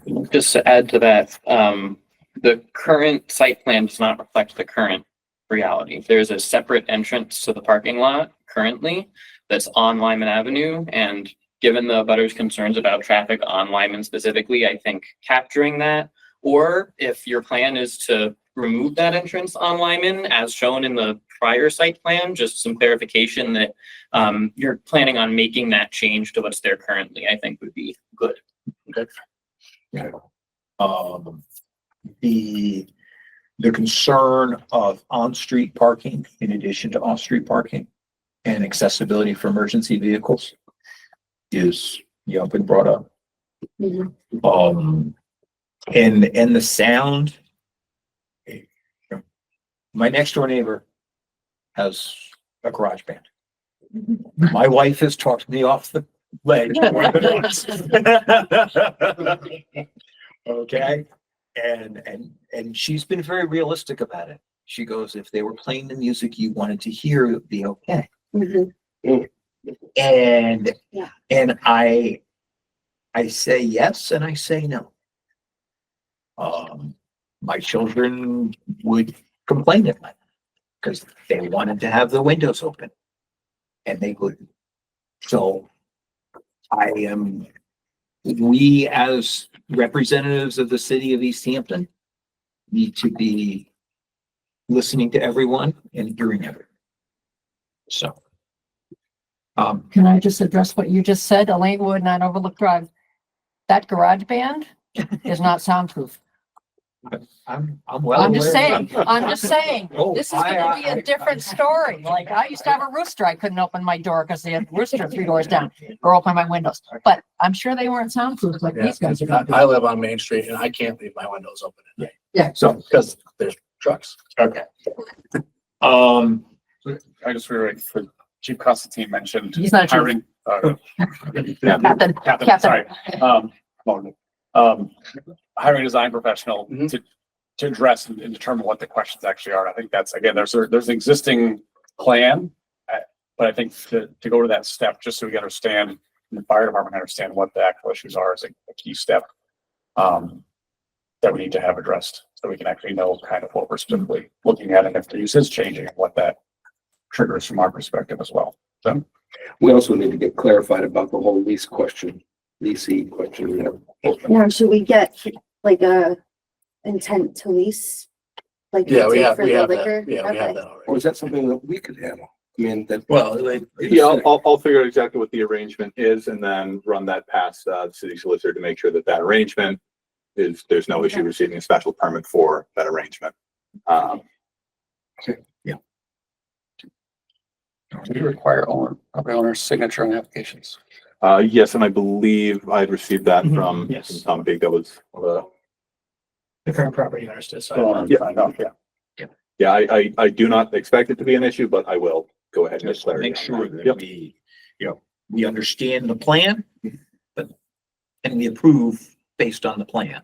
Or do we need contract in written form? Just one other thing I was saying, maybe the board would bring it up. Did the board want to see, any plans for screening for headlights around the parking lot? I think that's part of a site plan. Cool. The traffic flow, vehicle flow, any planned vegetation to mitigate or diminish any sound, exterior sound. Light. These are concerns. I think you've heard what the public has to say. And, being a member or owned organization, it's in your best interest to make good to your neighbors. Absolutely. But we also want to make sure that the neighbors are going to be good with you. Yeah. This is our town too. We love it. I grew up here. So And I only want, I people here. like I said, we represent all of Easthampton. And that's the best we can do. Okay. So Any additional verification we get of the actual sound levels based on the building design, based on what's proposed here? Is there any way to? We could test it and get The that. only issue is some of the, if we, the level of soundproofing that we'd like to do for the building is gonna cost money, and we're not gonna spend that money. I didn't mean like do it and then test it. I meant if there's some, I don't know, I know what's out there for sound engineering or testing of levels and based on materials and all that, if there's a next level of expertise, just like with traffic impacts, usually there's engineers, projections of what's going to happen.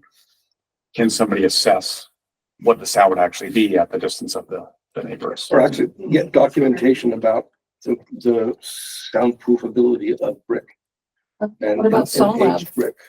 Yeah, certainly that, there are professional studies that can be done, that will definitely be a significant additional cost for us.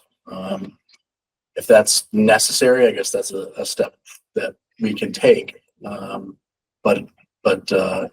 I would be concerned about the cost of that. Okay.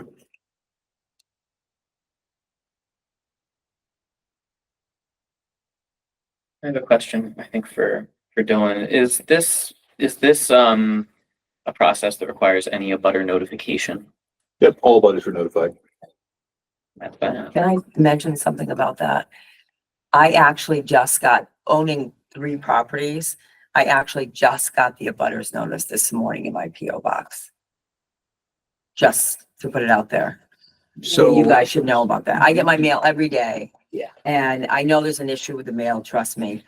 But I've been at auction all day long and had to rearrange my schedule to come here tonight because I just got it today. Yeah.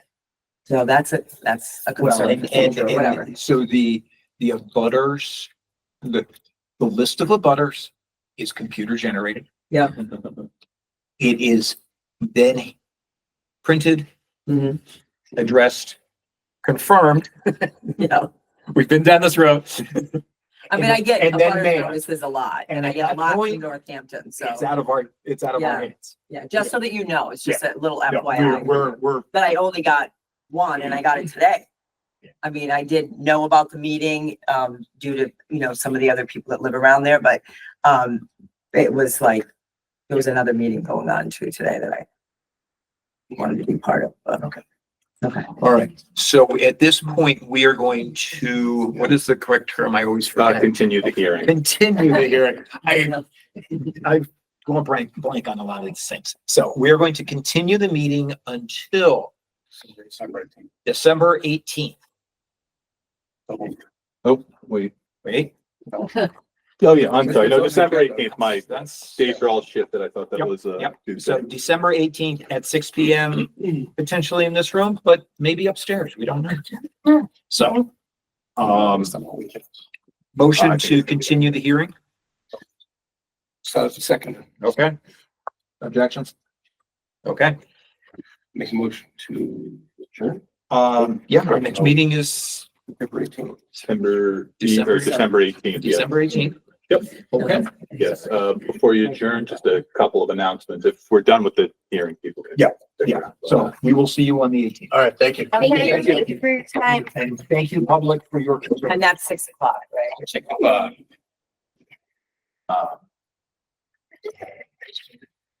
Well, we're still in a meeting, Sorry. so you can. The thing was that it? No. Do I send it? Please sign. Sorry. I was curious about that. 'Cause that was. Big announcement. New planning director. Oh my goodness, who is it? He is the planning director currently over in Westfield or West Springfield. So now not having a planning director, West Springfield. She's a resident. So she will be joining us next month. Fantastic. Okay. Oh, hey, we still got Dan here.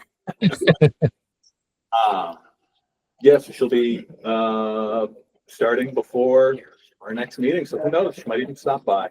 That's exciting. And then I need to get this on the agenda for next time, and outstanding fees from people who I collected it and then it didn't go through, and there's been some chasing down of it. Ultimately, it'll be your decision. Grant a waiver. We on have the to outstanding fees. decide if we're being collections or not. If we don't grant the waiver, does it go to collections? So to speak? What happens? Probably that's ultimately what I'd have to do with it. So we have applications we've heard. There's only one application that came through where the check ended up bouncing after the fact for the legal ad fee.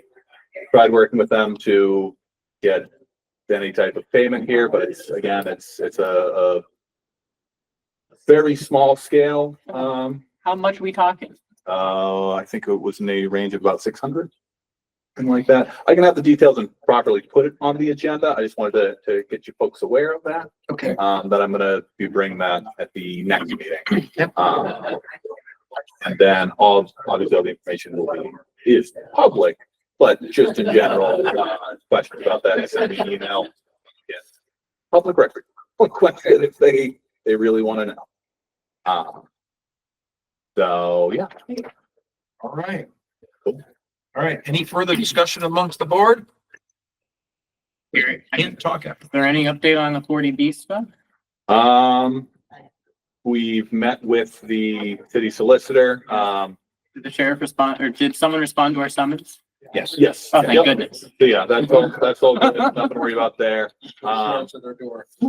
Yeah, just putting together, building just the gathering as an evidence phase. So put together collected all the emails and documents. I just have to organize them in such a way that our attorney can go through them. As you know, we like this attorney, want to make it easy for him to go through all the data. Yeah.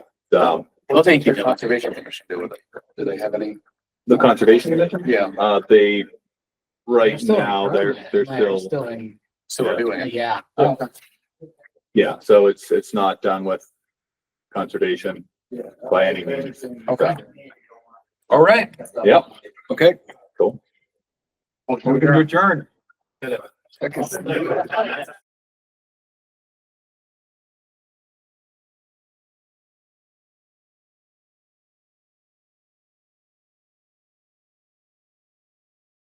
This government meeting is brought to you by Eastworks and our local cable subscribers.